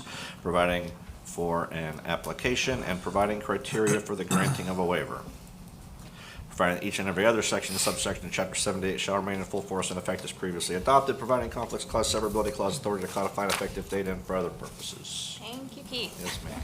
Jay. Keith, you're a hero. Thank you. Jay Hupsch here to present ordinance 124. I'm not going to go through the full presentation. I know you've probably seen it 8 times each, so I'll do kind of an abbreviated update on where we're at with things. Here's the whole long process we've been working on since 2022. A quick recap since the April 11th first reading. So at that meeting, some commercial property owners came out and requested that we do more outreach to the business community. We held a workshop on April 29th. We sent invites to 350 registered business owners and property owners, an additional 60 mailers to the commercial property owners. At that workshop, there was some good feedback from the business community, and Village Council recommended making a few changes. One of them was to change what makes a formula business, the number from 3 to 10. We weren't really set on that, so I'm going to show you a slide in the next one that kind of backs up that 10 is probably the right number. Wanted to create a definition for waiver and extend the nonconformity from 90 days to 180 days. Also clarified that if a property owner dedicates civic open space to the village, that the village shall assume all liability and responsibility for the property. So I did some research on other places that have formula businesses. It kind of varies here, anywhere from 3 in Sanibel to 50 in Chesapeake City, Maryland. 10 was kind of the most common number. Stewart is 6. Also, there's kind of a mix on what's considered a formula business. Some of them were any business, and then some of them were really focused on just retail and restaurants. So it's really 50-50. I couldn't really find a differentiator there. They're pretty similar on those. And I think some of the business community is going to come out and ask that you exclude certain things from our definition of formula business. So here is the proposed definition of formula business as it's currently written. It's healthcare, medical, dental, retail, personal service, or real estate services. So healthcare, of course, is physicians, dentists, chiropractors. Personal services would be salons, barbershops, massage parlors, gyms, personal trainings, and professional services. Real estate is the only one that was included in this. Other similar uses would be insurance, finance, banking, but real estate was the one that was included in that. I think at the last workshop, you guys were generally in agreement to pull out real estate services, but I think you wanted to dig in a little bit deeper and consider whether or not to pull out other things like healthcare, medical, dental, personal services. So we didn't do that when we rewrote the ordinance. We figured you could further workshop it a little bit more tonight.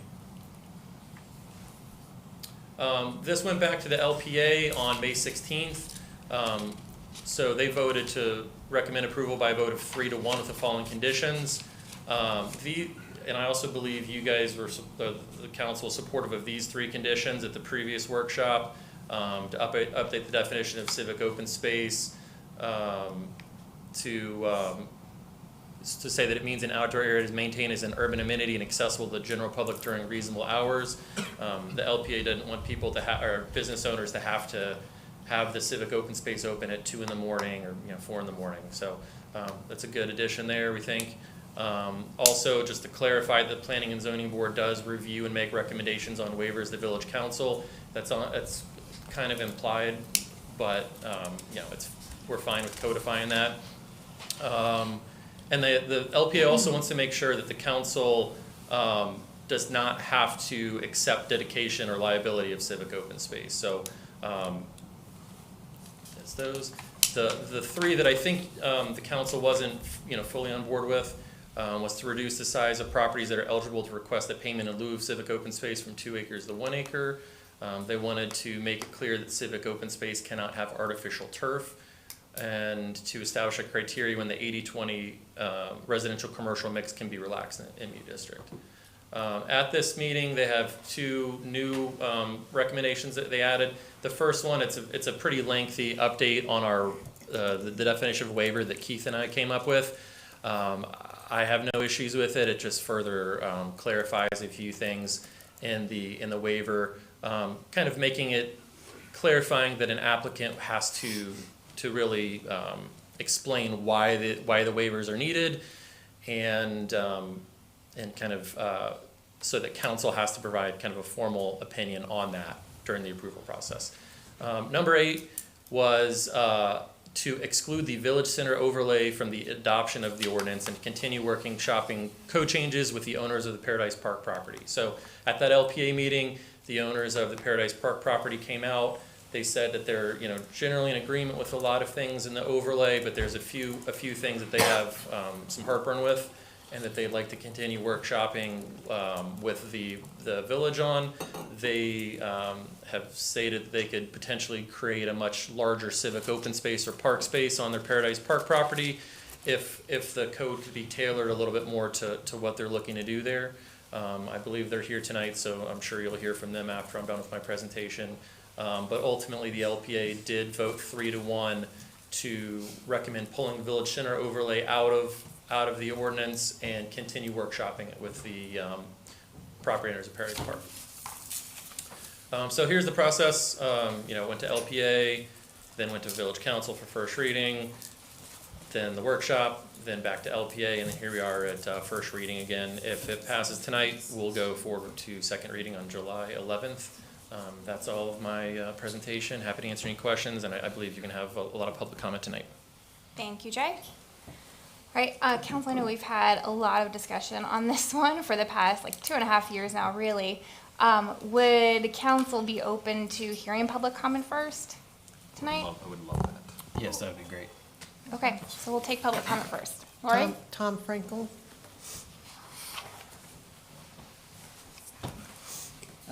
Thank you, everybody, and thank you for letting us have the time. Thank you for all the time that's put into this process, and I know that you've been at this for several years. Unfortunately, we weren't privy to it all those times, but thank you for all the time you've afforded us over the last couple months to dialogue with you on what's going on. So together, Phil Perker and I and some other people bought the Paradise Park a little over a year ago.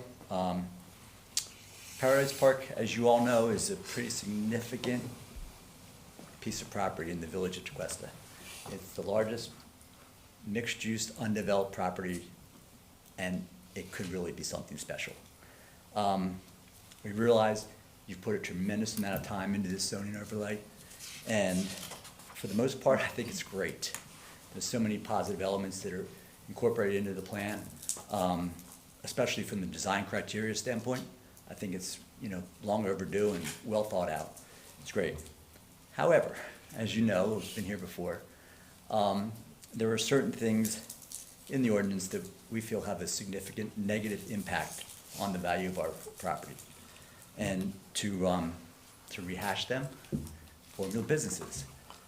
By restricting formula businesses, it makes it very difficult as a developer to finance a new development, because lenders are looking for tenants that can be creditworthy.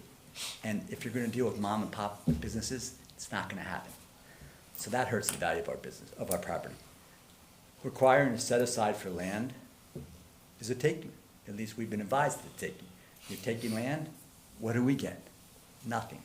So that's another concern, and we feel it's a devaluation of our property. And the third thing is that the waivers that have been created or proposed have no significant benefit or incentive to a developer to do something that's significant. So we've all met, you know, my partner, my son, they've met with all of you individually. We've come up with a lot of dialogue and discussion. We've met with Jay and Jeremy a bunch, and they've been tremendously helpful. We want to create something special at Paradise Park, not just the typical development. We want something that puts Tequesta, something that the residents can use. We want to create a significant civic benefit, not 5%, larger, so the public can use it. But we need to be incentivized to do that. We need to work together to make that happen. That's what we like to do. And we like to continue to work with you, the council, staff, Jeremy and Jay, and create something that works a win-win for both of us. And that's where we are, and thank you for your time. Thank you. Thank you. Caitlin Gurin.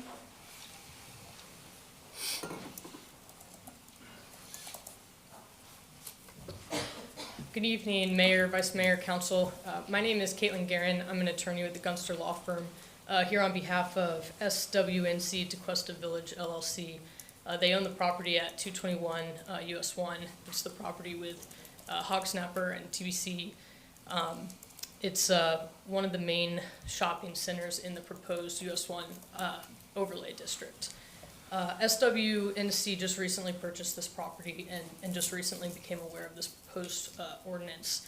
To be frank, we just got involved with this yesterday, engaged this morning, and so trying to do a little bit of catch up here, but I've had a chance to review this ordinance and have some real concerns about some of the language in this ordinance and the inordinate burden and significant impact it'll have to the property. Not just creating these new uses with the formula business and the formula restaurants, which create, now have potential tenants going through the special exception, review criteria and approval process. But also the ordinance proposes vague and arbitrary conditions on these new types of users, where it makes it very difficult to give property owners notice and guidance as to what tenants are going to be allowed on their property. That has a significant impact on the ability to lease the space and the value to the property. So SWNC, they couldn't be here tonight. They're a new property owner in our community. They want to be a part of this community. They want to be good neighbors. They want to work with you guys and be cooperative and coordinate. I say our community intentionally. I live here as well. I grew up in Jupiter. I lived in Tequesta Country Club with my husband and our daughter, so I know how important and special this community is.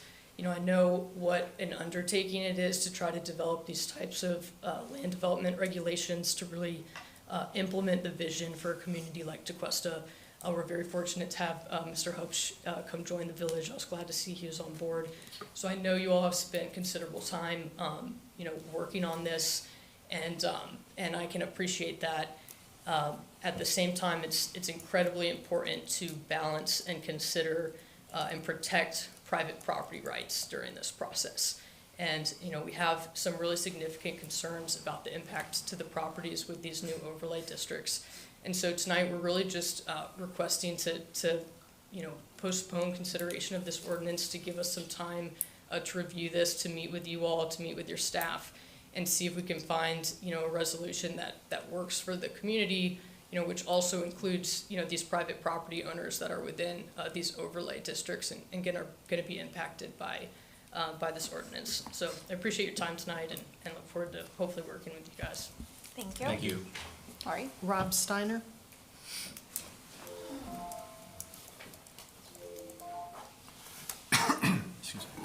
Council. Appreciate your time and all the hard work you do for our village. I'm a resident for decades. I've also a commercial real estate broker, and I've been a commercial landowner. We had land on US 1, and it is very difficult, and very concerning, these formulated businesses and restaurants. I like the town the way it is, just like everybody else. But I also know my wife doesn't like to drive over the bridge to go to Jupiter. So I feel that if a business is allowed to come in because of the current zoning, then that should be the case. So thank you for your time, and hope you give that some consideration. Thank you. Thank you. No other cards for this item. Any other public comment? Okay. Oh, sure, yeah, please come up and state your name and address. Hello, thank you. My name is Patrick Dolezal. My residence is 18231 Southeast Island Drive, Tequesta, Florida. I have an idea as to what's going on in the village here. My wife and 3 kids are residents, and I'm a member of the board of Jupiter Tequesta Athletic Association, specifically the lacrosse group for the girls. And I know that the developers of this project are trying to improve what is currently there today. I've been a developer for 2 decades in South Florida, part of the ownership group of the CVS pharmacy next to the Bank of America and next to this public park. I've negotiated hundreds of leases, commercial leases for formula businesses in my 2 decades of doing this. Just in the 5 minutes that I saw some of the language up here, some of this language is extremely problematic. I think we should heed the advice of the attorney that was up here previously. 180 days to negotiate a lease, get a tenant involved, and get them into a space is woefully inadequate. It's actually not even possible in the day and the time that we're living in. I think Mr. Perko and his development group have a plan, have a vision, and what they're looking for is a certain level of relief so that they can execute on that. And I think that right now this should be tabled, and further discussion with the council and the planning staff should happen so that the village gets what they need and the constituents get what they need as well. I'm happy to help be a part of that in any way. And I think that you all are on the right track with what you're trying to do, but it needs to be curbed in certain ways. I was one of the first developers in Miami-Dade County, excuse me, in Miami-Dade County to develop under Miami 21. And the first time we developed under Miami 21 regulation, we needed 37 waivers on an 1.5 acre property. So for the interest of the staff and the time and everyone else, I would implore you guys to think about this again and talk about it in further detail. Thank you. Thank you. Thank you. Any other public comment? Yes, sir. Come on, state your name and address, please. My name is Rob Hammond. I've been down here 30 years. My office is in Jupiter. My address is 2367 Edgewater Drive in Palm Beach Gardens. Spent the first 20 years living in Jupiter in this area. I represent large and small business owners. I own SE and commercial real estate. So I've represented from Wawas to mom and pop companies, buying, selling, management. The owners who come in and buy today, unfortunately, I wish Jupiter was in this place as it was 20 years ago. Yeah, I think it's too big, too crowded, but it is what it is today. Problem is, when people come in and buy property today, because of the expenses, insurance, taxes, they have to make a profit. So whether it's a small profit or just a profit. The mom and pop guys who are looking to rent here anymore can't even afford the CAM, which is the taxes and insurance. So it's a happy medium you have to try to find for the big developers, the large property owners, and the mom and pop tenants, which we need all of those. But companies like, maybe not Wawa, Chipotle's, somebody said that nobody wants a Chipotle here. I'd probably do a survey to say a lot of people would want a Chipotle here. And other businesses like that. But you have a fine line to try to go to, from big business to small business. The property that in question at the park, I would suggest you hold off on that. Mr. Perko's plan on that with this team it doesn't get any better. That I just wanted to put my comments in as far as the delta between a small business and a large business. It's a fine line to try to be able to accommodate both of them. So, thank you. Thank you. Thank you. Any other public comment?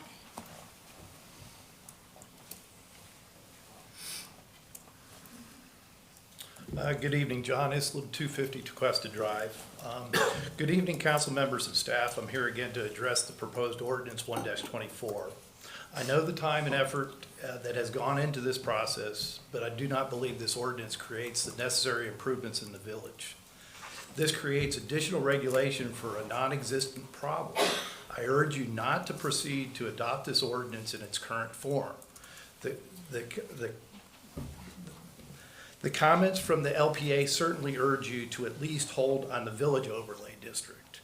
There are still too many issues with formula businesses, as you have heard, including many legal issues, have already been raised, which may result in wasting future village resources if this is passed, and most certainly will be challenged in the future.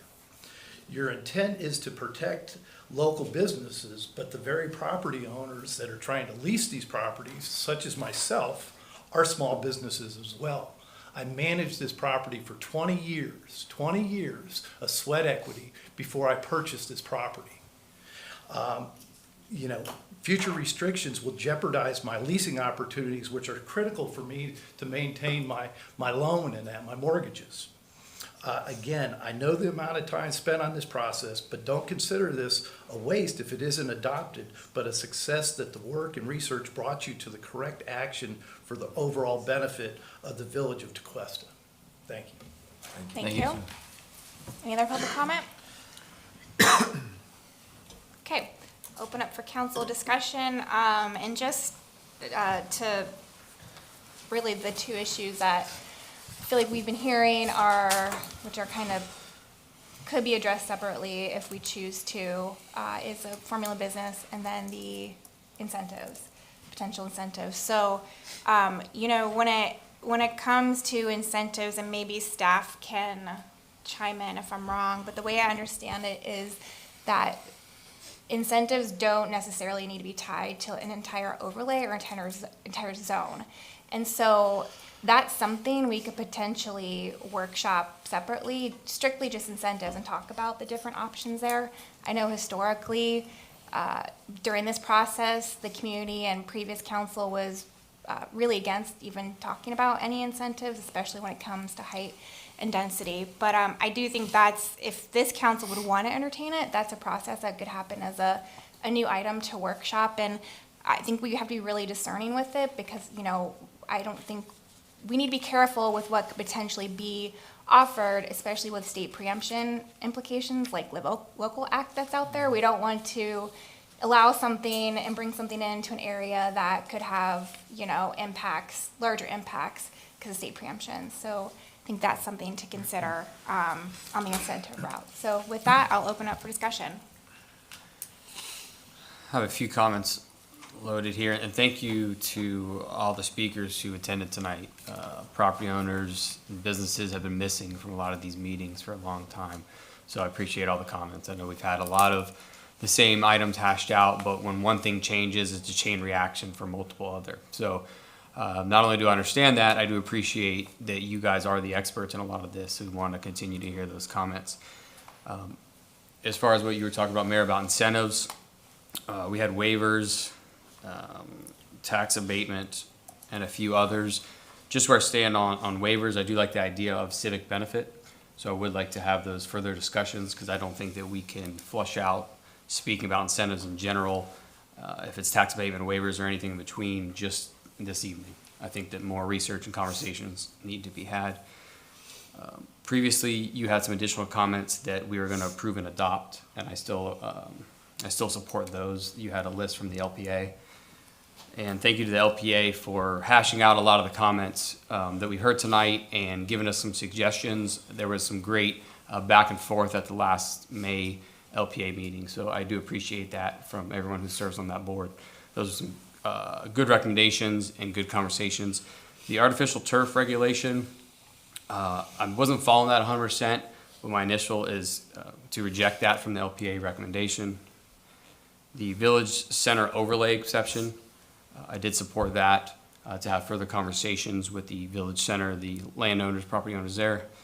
And then I did support the number of 10 for chains when we're talking about retail restaurants, fast food restaurants, and retail.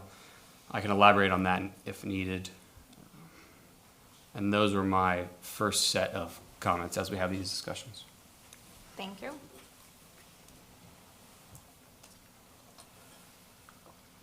Anyone else? I have more if no one else. Still Yeah. formulating my response. Okay. Mayor, I'll jump in. Jay, I guess I have some questions before I get specific to what we're discussing.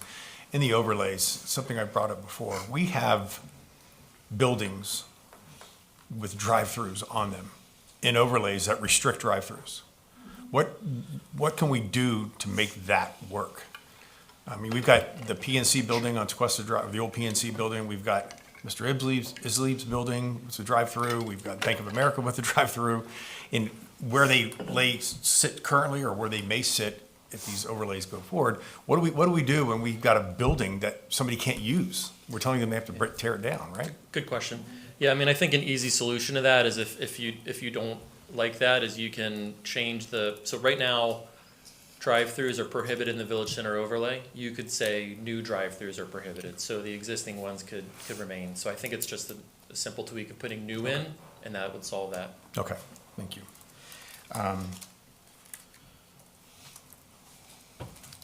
We're on the, I totally appreciate and understand we keep talking about this and rehashing it, but the more we talk about it, the more I learn.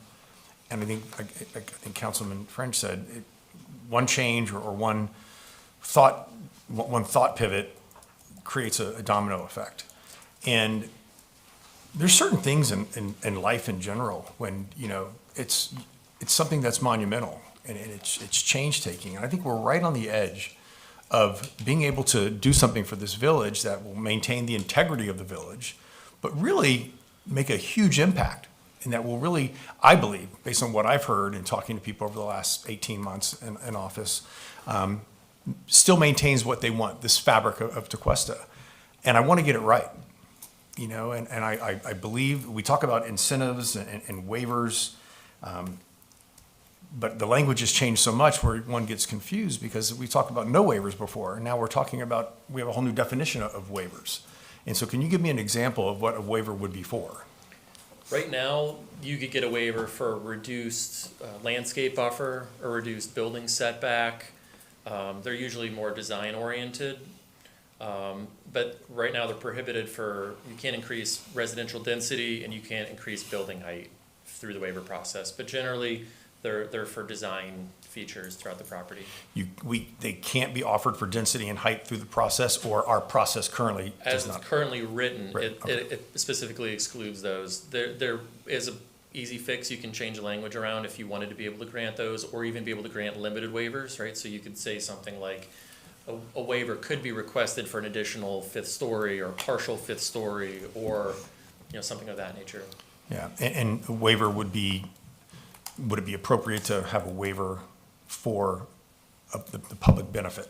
That could be the offset, that could be the balancing of the scale. Yeah, I mean, you could tie it to something specific. I know, in this instance, the owner of Paradise Park has said that they could provide a larger civic open space.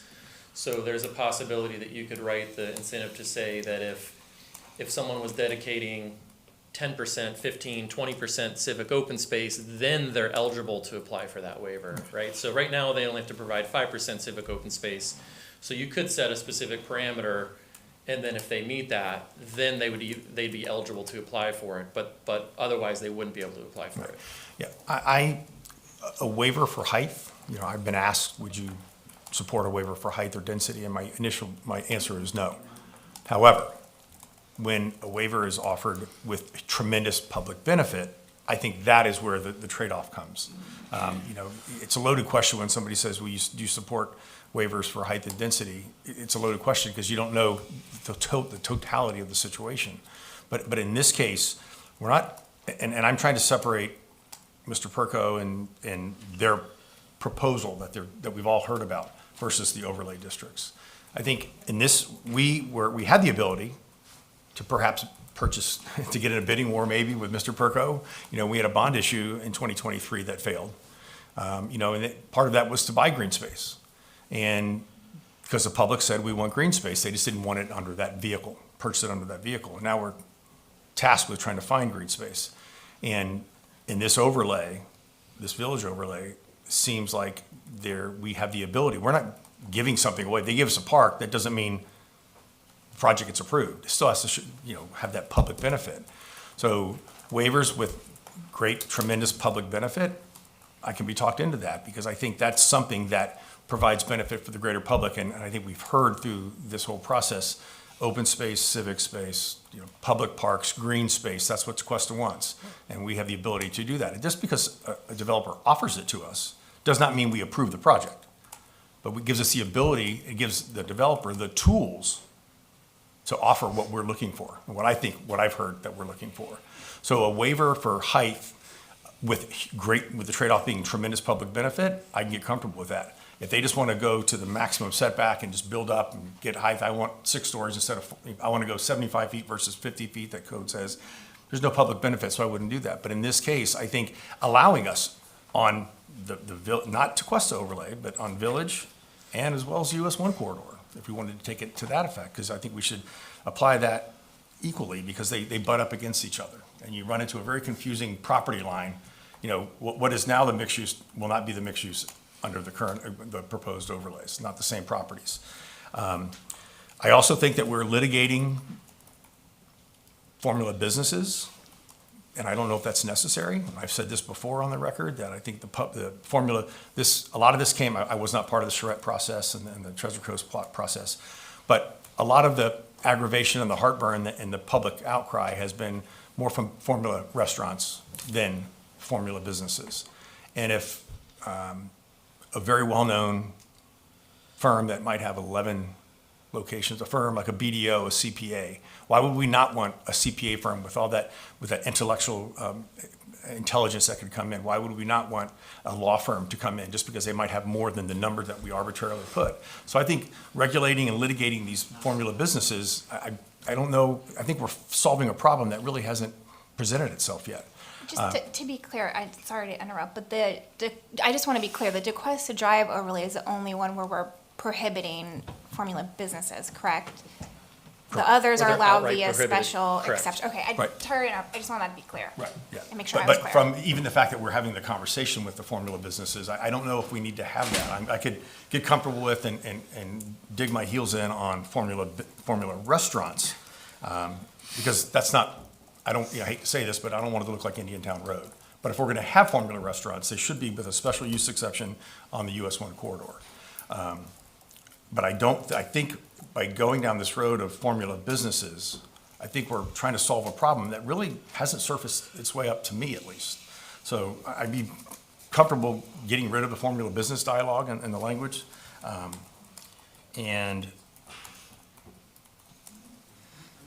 the last thing, I want to make sure that, I want to get it right, you know, and if it's passing a few, or 1 or 2, or 2 of the 3, or all 3, or none of them, we can still get a victory. We can still get a big win here. It doesn't have to be tonight or on July 13th or whatever the next reading would be.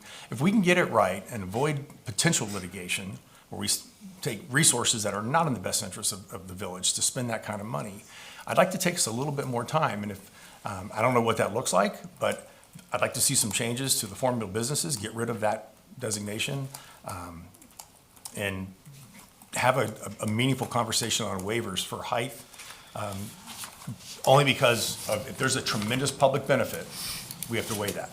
And it doesn't mean if somebody gives us that we give them that. If they say, oh, I'll give you a park, that doesn't mean they automatically get the waiver for height. But it gives somebody the tool to craft a project and a development and a vision that really, I think, would align itself with the village and what we're trying to do. So just because we make some changes to these guidelines doesn't mean that we're approving any project that comes before us, but it gives that developer and that applicant the opportunity and gives them the tools to do what we're looking for. So right now, it's a long-winded, but that's kind of where I'm at. All right. Want me to go? No, I got this. Okay. Took me a few minutes, I'm but I ready. got it good. So I'm gonna just go straight to the conclusion, because a lot that has been said, I agree with, like the waivers. Councilmember Sartori just spoke about the waivers. I agree. I mean, I think where there's a significant civic public benefit for our village, perhaps it is something we should consider, some type of waiver or incentive there, and the formula businesses. So, and this is also why I love public comment. You always learn something new from the public. I know what I do every day at work, but I certainly don't know. I'm not a professional or an expert at what some of the folks that came up and spoke tonight do. So I can appreciate that. And I will preface all this with I absolutely despise indecision and dead air, but I also agree that we have an opportunity to make this. We have an opportunity to make this something that works for everybody. And I want to get it right, and I want to work with our property owners. I really do. So that said, I'm not in favor of tabling only the Village Overlay District, because I just think that this should be a cohesive process. So looking at the recommendation from the LPA on just tabling the Village Overlay District, I don't like that. If we're gonna reconsider this whole process, I think it should be, let's just hold off on the ordinance as a whole, meet with our stakeholders, meet with staff, and let's get this right. I mean, it would have been great to know some of this months ago, but it is what it is. We're here, it hasn't passed yet, and I think we still have that opportunity to work with everybody. So I did not feel that way walking into here tonight, I will admit that, but after hearing what I heard, I am in favor of just kind of pumping the brakes a little bit on this to speak with all groups and staff and try to make this a little bit more palatable for everybody. So that's where I am right now. Jay, is a grocery store considered a formula restaurant or a formula business? It'd be a formula business as a retail operator. Okay, interesting. So, man, we have spent so much time. I know we talked about that, but we have a group of property owners, and I say that because they're partners, who have been super open with trying to work with the village, and I greatly appreciate that. By my vibe and opinion, we have not come to an agreement on much of anything, but I agree the open conversation has been great, and I appreciate that. Unfortunately, a lot of those conversations aren't happening in public meetings like this. I know mine, I try to hold here at the Village Hall conference room with a staff member in the room, and I like to hear what they have to say. It gives me stuff to think about. Then I go talk with the public, and I try to find where's the happy medium. My concern, I've been very vocal publicly for years that I'm not a fan of incentives. Not saying at all, but special waivers, variances, for me, apply to properties individually. I don't see them as a zone overlay. For me, it really depends on what it is, the size of the property, the location, and so on and so on. So in our backup, it says that the applicant or the property owner would like to be granted a limited waiver for height or density, as it would make more feasible for them to create more civic open space on site. I have a hard time thinking that the majority of our residents are going to be okay with that, because what I have been shown in the past about a year, different park sizes that could be there for civic space, I don't know if that is a good trade-off for our residents would think. Do they want to go to a park that has no purpose? It's not an amphitheater, it's not a playground, it's not really, it's off a main road. Is there parking for the park? What's there to do there? I have concerns of what really is the purpose and use of if we put civic open space at that property. So again, here I go talk about that property specifically when we're looking at this as a whole. This is an overlay. This isn't just an overlay over that property. So I am going to look at this as a whole for that reason. Again, if anything that these property owners come forward with, whether it's conceptual design or an application with a design, I will absolutely look at that design for that property specifically.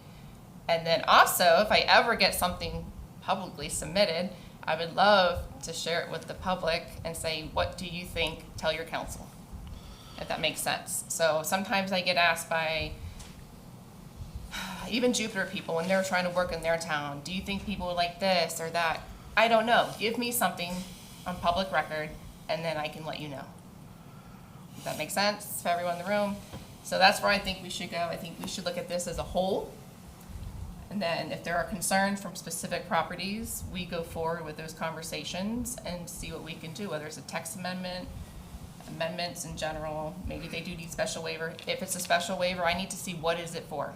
I need to see an actual design submitted to some degree, not 15 different designs.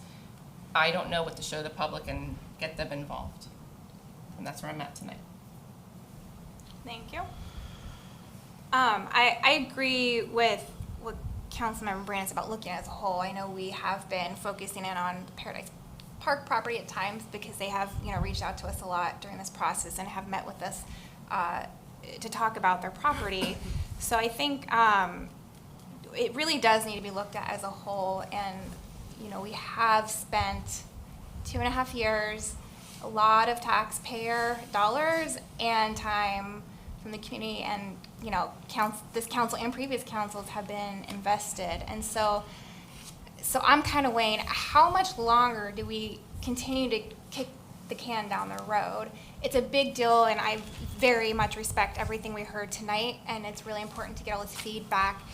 But where do we draw the line where we're continuing to kick the can and invest even more taxpayer dollars and time and not accomplish something? So, I keep that in mind, and I don't, and maybe Keith, you could answer this. If we pass anything tonight, council can always workshop additional, like I said, if we want to workshop different incentives, because there's not just public benefit, there's tax incentives potentially. There's lots that we could talk about there if this council is in favor about discussing incentives. So, if we pass anything tonight, we're open to continuing to talk about other things and amending it down the road? How does that work?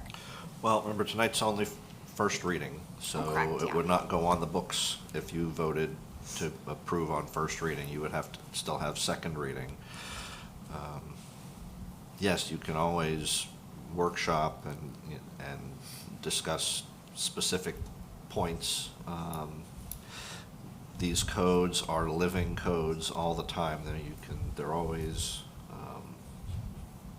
you're always able to change them, tweak them, adjust them. They're living documents.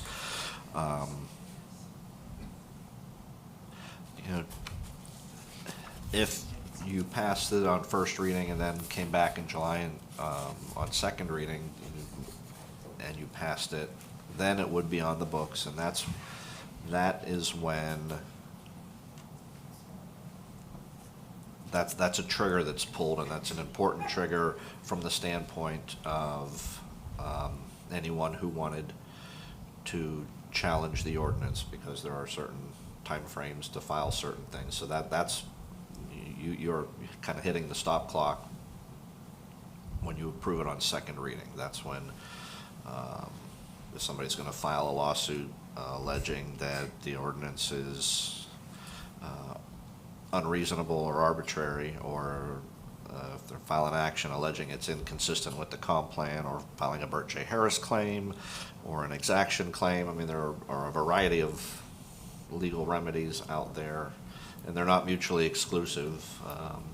The same person could file multiple actions seeking different relief based on the damage they feel that the ordinance is causing them. So, but, you know, if the council is of a mind to continue to workshop some element, my suggestion would be to go ahead and do that, but don't pass the ordinance, because passing it and putting it on the books and with the assurance that you're going to workshop things is not going to be any kind of the assurance of workshopping is not going to be a pause button that's going to stop the challenge to the ordinance. So if the council feels like there are things that you still want to nuance and work through, then my advice would be to not pass the ordinance at this time. If you're comfortable with the document, then, you know, go ahead and move on it. But if there's things you want to continue to work on, there's no reason to even pass it on first reading, because you're one step closer to having that trigger get pulled. And so there's a lot on these ordinance, right? It's not just the main two topics we've been talking about, which is potentially adding incentives, and then I think formula business seems to be the bigger issue than formula restaurants, from what I feel like we've heard and what council said. So, I mean, is there a possibility to just remove the formula business portion and pass it with like that move, if that's the biggest concern and that's what we want to talk about? So, because there's so much other stuff on here. And so that way we could continue, we pass it without the formula business, continue to talk about formula businesses, and then also have a discussion about incentives. Because incentives aren't on here, so that's, you know, to me, that's a whole separate conversation. And, you know, there's been comments about taking and whatnot, but I know that, you know, we know, and Keith has been saying this whole process that this, you know, ordinance is defensible, like with the civic open space, that counts towards their landscape percentage. So we're not requesting them to give us more land. We're just kind of like shifting things around, but we haven't taken away building square footage. We haven't taken or, you know, required them to add more square footage for open space. It's more shifting things on the site. So I just want to keep that in mind as we have the discussions too. So would something like removing the formula businesses, approving it without the formula businesses, and then continuing those discussions down the road be feasible? You could certainly do that. I mean, I will tell you, just from what I've heard tonight, formula business is one of a couple of issues that were raised. So, you know, again, based on what I've heard tonight, if the council is to remove formula business from the equation completely and move the ordinance forward, you're still going to have the issues that were raised regarding the incentives and the waivers, and you know, I don't know if removing formula business is enough to placate folks who might otherwise challenge the ordinance or not. So right, but we yes, could do that if we chose to. That is something you could do. Okay. And then I know, I believe we talked about last time about allowing business services, which was establishments such as real estate, insurance, accounting and bookkeeping, financial institution, management or consulting, or other similar uses.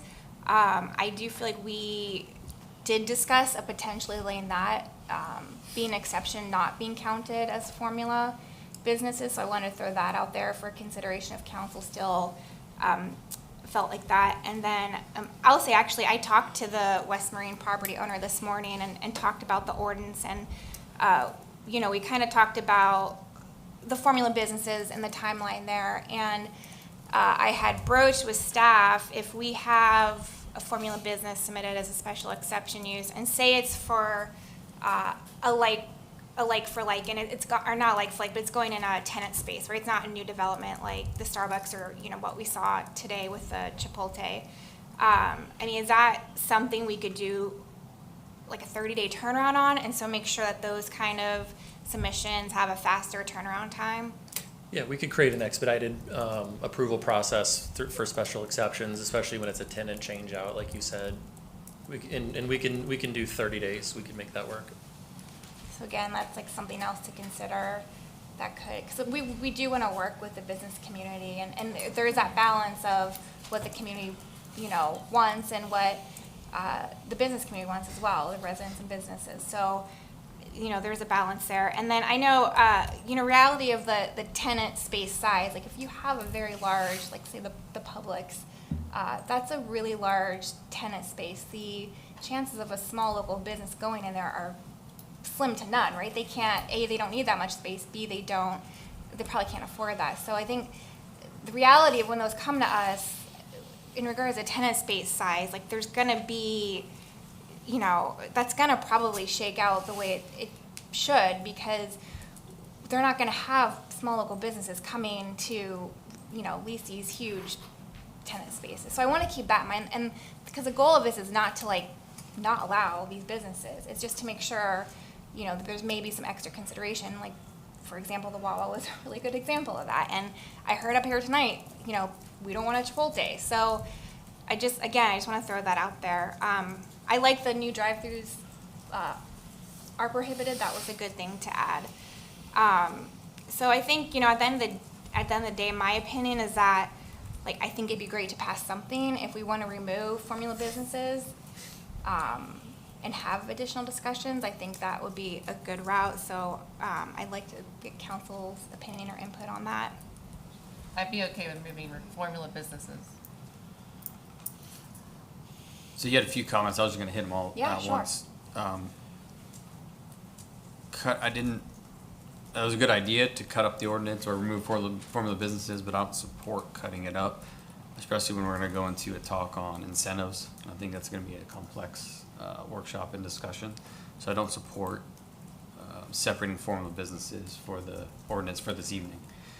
And then you're adding real estate's formula business exception. We talked about that. I still support that. I think it's a great idea. And then there's a great idea creating the expedited process for special exception 30 days. I thought it was interesting, the gentleman earlier said the 180-day turnaround was not enough on the lease, because I believe we increased the time significantly on that turnaround. That is something I want to look to a little bit more as well. So in summary, I don't support the cutting up the ordinance, to vote for part of it this evening and then work on the rest of it. I would support tabling it in general. Okay, thank you. Yeah, so I agree. I think we should just, defensible or not, I don't want to see this end with litigation. I think there's a way to do this where that doesn't happen. And talk about a, you know, taxpayer drain. I mean, I'm an attorney, and I no offense, but I dislike attorneys probably more than anybody. And I have a feeling we're gonna be defending lawsuits if we do this. And I don't think that's good for anybody. Not for us, not for our property owners, not for our local businesses. So I think there's a way to do this where that's not how it ends. And if tabling it, if that's what we have to do to get to that point, then let's do it. I mean, we all have other stuff going on, but we're up here because we decided to take this role. If we have to workshop it 3, 4, 5, 6 more times, it is what it is. Bite your tongue. I know, I can't believe I just said that either. But I just don't want to see this in a lawsuit. That's a money, energy, time drain. And you think we're talking a lot about this? Just wait till that happens. You know, so, and again, I've completely gone 180 on my decision on this right now. And I fully acknowledge that. But I think there's a way to do this where everybody feels just good enough that they're not slinging lawsuits at each other. So that's what I would like to see. I know there's been a lot of time, we've all addressed that, and this has been going for years. For me, it's 16 or 17 months. But I really want to get this right. I really do. We have something, and I am looking at it. I know there's been talk about looking at it, individual parcels or individual, I'm looking at it from an overlay, because I think that's what we should do. I don't think we should try to pick a favorite within a district and say, well, I'll give a waiver to this person, or, you know, then I think we get into that. When it's eligible to the entire overlay, the waivers or the incentives or whatever you want to call them, I think we are looking at it from an overlay perspective, not looking at, you know, well, because Mr. Perko's in front of us, if this was ABC company doing this, you know, Mr. Perko may come with us, if we make these changes, he might bring us something, like I said, that we may not like, and he's fully aware that could happen. But we have to give the tools to the developer and the person that's going to do this work to give us what we're looking for and what I believe that the residents are looking for. So I just want to make clear that I am looking at this from an overlay perspective. I'm not looking at it from an individual property owner. I think that's wrong. It could be any applicant. But I think if in the US 1 corridor, or even if Village, we're spending a lot of time and energy on Village, I think that in the Village corridor, in the Village overlay, I think we have more work to do on that, because I think we can really make this right, and we can do something, or have somebody bring us something that can really define what the Village is. You know, and I'm not a favor, I don't want to mix the two, agenda items, but I'm not a fan of, like I said, of what was presented tonight in conceptual, but we can work around that with great landscaping and things like that, and if it's going to be an allowable use, then it'll be an allowable use. But I think we can work to have a gateway to the Village. But I think if we pass them as is and we start just trying to piecemeal and add things on, I don't see the damage or the harm, and I can defend this all day long, let's wait 30 days or 60 days or 90. Let's get this thing right instead of it's going to take the same amount of time to ultimately get to what is being presented to us. Even though we're talking about overlays, we do know what the specific parcel is, and we do know what the specific project is. To get to there, it's going to take the same amount of time anyway. So I would hate to see us, in the event that it does come down to litigation, and I know while we may feel it's defensible, it's still a cost, it's still a delay, and I would just really like to see us get this right. And I'd be in favor of I hate to say delaying it, because people date a long time before they get married. I mean, and we're not dating Mr. Perko, but I'm saying, but a lot of people date for a long time because they want to make sure that things are right, and they got to fix something before they pull that trigger. And I'm in that place right now that I'm not ready to say we're going to get married to this thing yet. I want to try to figure out the things that keep us both up at night. And I think that there's a workaround with the delay. And I know, with due respect to my fellow council members that have been on this thing a lot longer than the other three gentlemen have, I think we're that close that we can work. And then if it doesn't work, then we bring it back and we throw it on the table and we have a vote, and how it goes, it goes. But I'm not comfortable that we're there yet, so. I agree. Can I say one last thing? Mm-hmm. All right, this is to my business owners and developers who are listening or sitting here in this room. If I decide to go along with my fellow council members and continue this conversation yet for another couple months, the horse is dead, guys.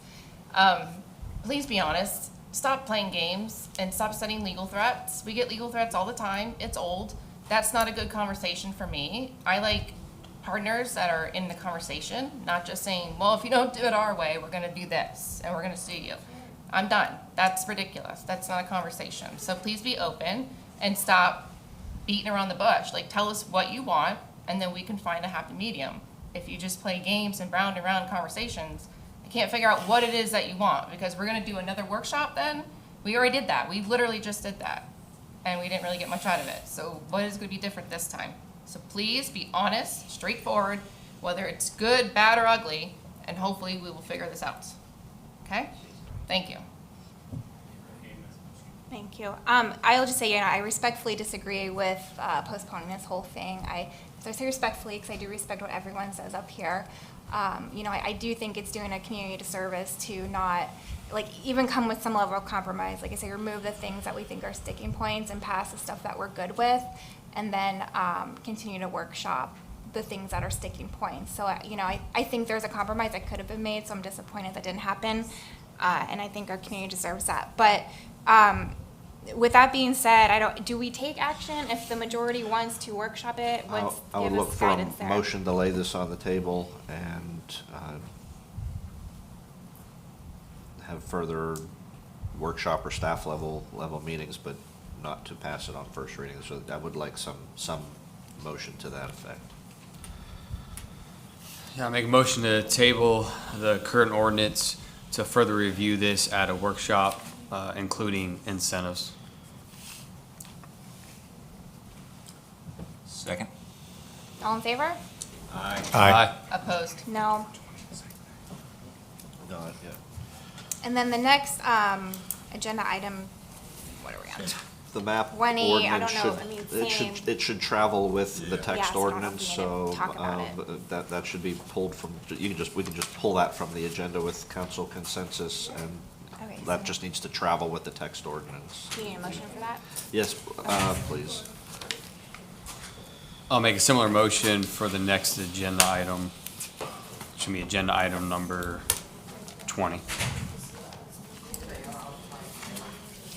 there a second? Second. Second, sorry. All in favor? Aye. No. Okay, and moving on, our final agenda item 21, ordinance number 06-24. First reading of an ordinance to remove electric bikes prohibited on sidewalks. Thank you, Mayor. This is ordinance 0624, first reading. An ordinance of the Village Council, Village of Tequesta, Florida, repealing Chapter 46, Motor Vehicles and Traffic, Article 1 in general, Section 46-4, electric bicycles on sidewalks prohibited, providing each and every other section and subsection of Chapter 46 shall remain in full force and effect as previously adopted, providing conflicts clause, severability clause, authority to codify effective date and for other purposes. This repeals the e-bike regulations as directed by council at a previous workshop. Council, any questions, comments? Hey guys, can you take it outside, please? We're not done. Thank you. No comments from me. Just one clarification. Does this defer to state statute? Because it didn't list the state statute on here. This is, this document simply undoes the ordinance that we did by virtue of not having anything on our books. You will default to state law. Okay, so it doesn't need to be listed there or anything. Okay, perfect. Question? Okay, any cards? No? Any public comment? Mr. Radford, you've been quiet tonight. I'll be quick. Thomas Bradford, 44 Chestnut Trail, Tequesta. Jayson, I don't want you to take this wrong, but the motion that you made made a reference only to incentives, but I think waivers and incentives are part of this whole thing. I think you just said including. Did you say? I think it said including, but if that's the case, I'll stop making custom motions. And I do appreciate you saying that, but I thought I said including. Well, so the ordinance was tabled. I think that the council is free and clear to workshop any and every aspect of it. I think the way you said it is to further discussions in comma, including incentives. But I do appreciate that. Please continue to do that. He solved the problem for me, because he says it's any and all things that may come up. Okay. But I want to also mention to you three things: incentives, waivers, and lawsuits. Mr. Bradford, we're talking about e-bikes right now. What's that? We're talking about e-bikes right now. Oh, I thought you were done with the meeting. No. Oh, I'm sorry. So you can talk to us after the meeting. Can we move on? Yeah, I'm sorry.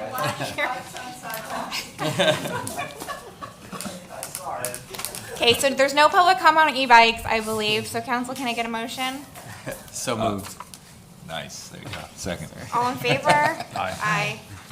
Okay, any other matters? No. Nope. Summer. I just to clarify, so Councilmember French is clear, because you brought up on the C3, but I want to make sure we're all clear. I know the intent was there in C3, but like legally, if it wasn't said exactly as a motion, like doesn't matter. Like, so that it does seem, like what we talked about, it was obvious, but I've learned that, trial and error myself up here. So and that's correct, Keith, right? Like, even if we had discussion, unless it was actually part of the motion, no matter what, the motion was the motion. The motion was the motion, so that was the formal action taken. I appreciate that clarification, and I apologize for the error. It's a learning curve. I've made the same mistake. I think I've done That's why I didn't make a single motion for like a year. Right? Yeah. No, don't stop. Jason's just getting in there. Practice makes perfect. All right, with that, can I get a motion to adjourn? I will make a motion to adjourn. Second. All in favor? Aye. See, Jayson, that's the only one I ever did. Got it. No. No, thank you.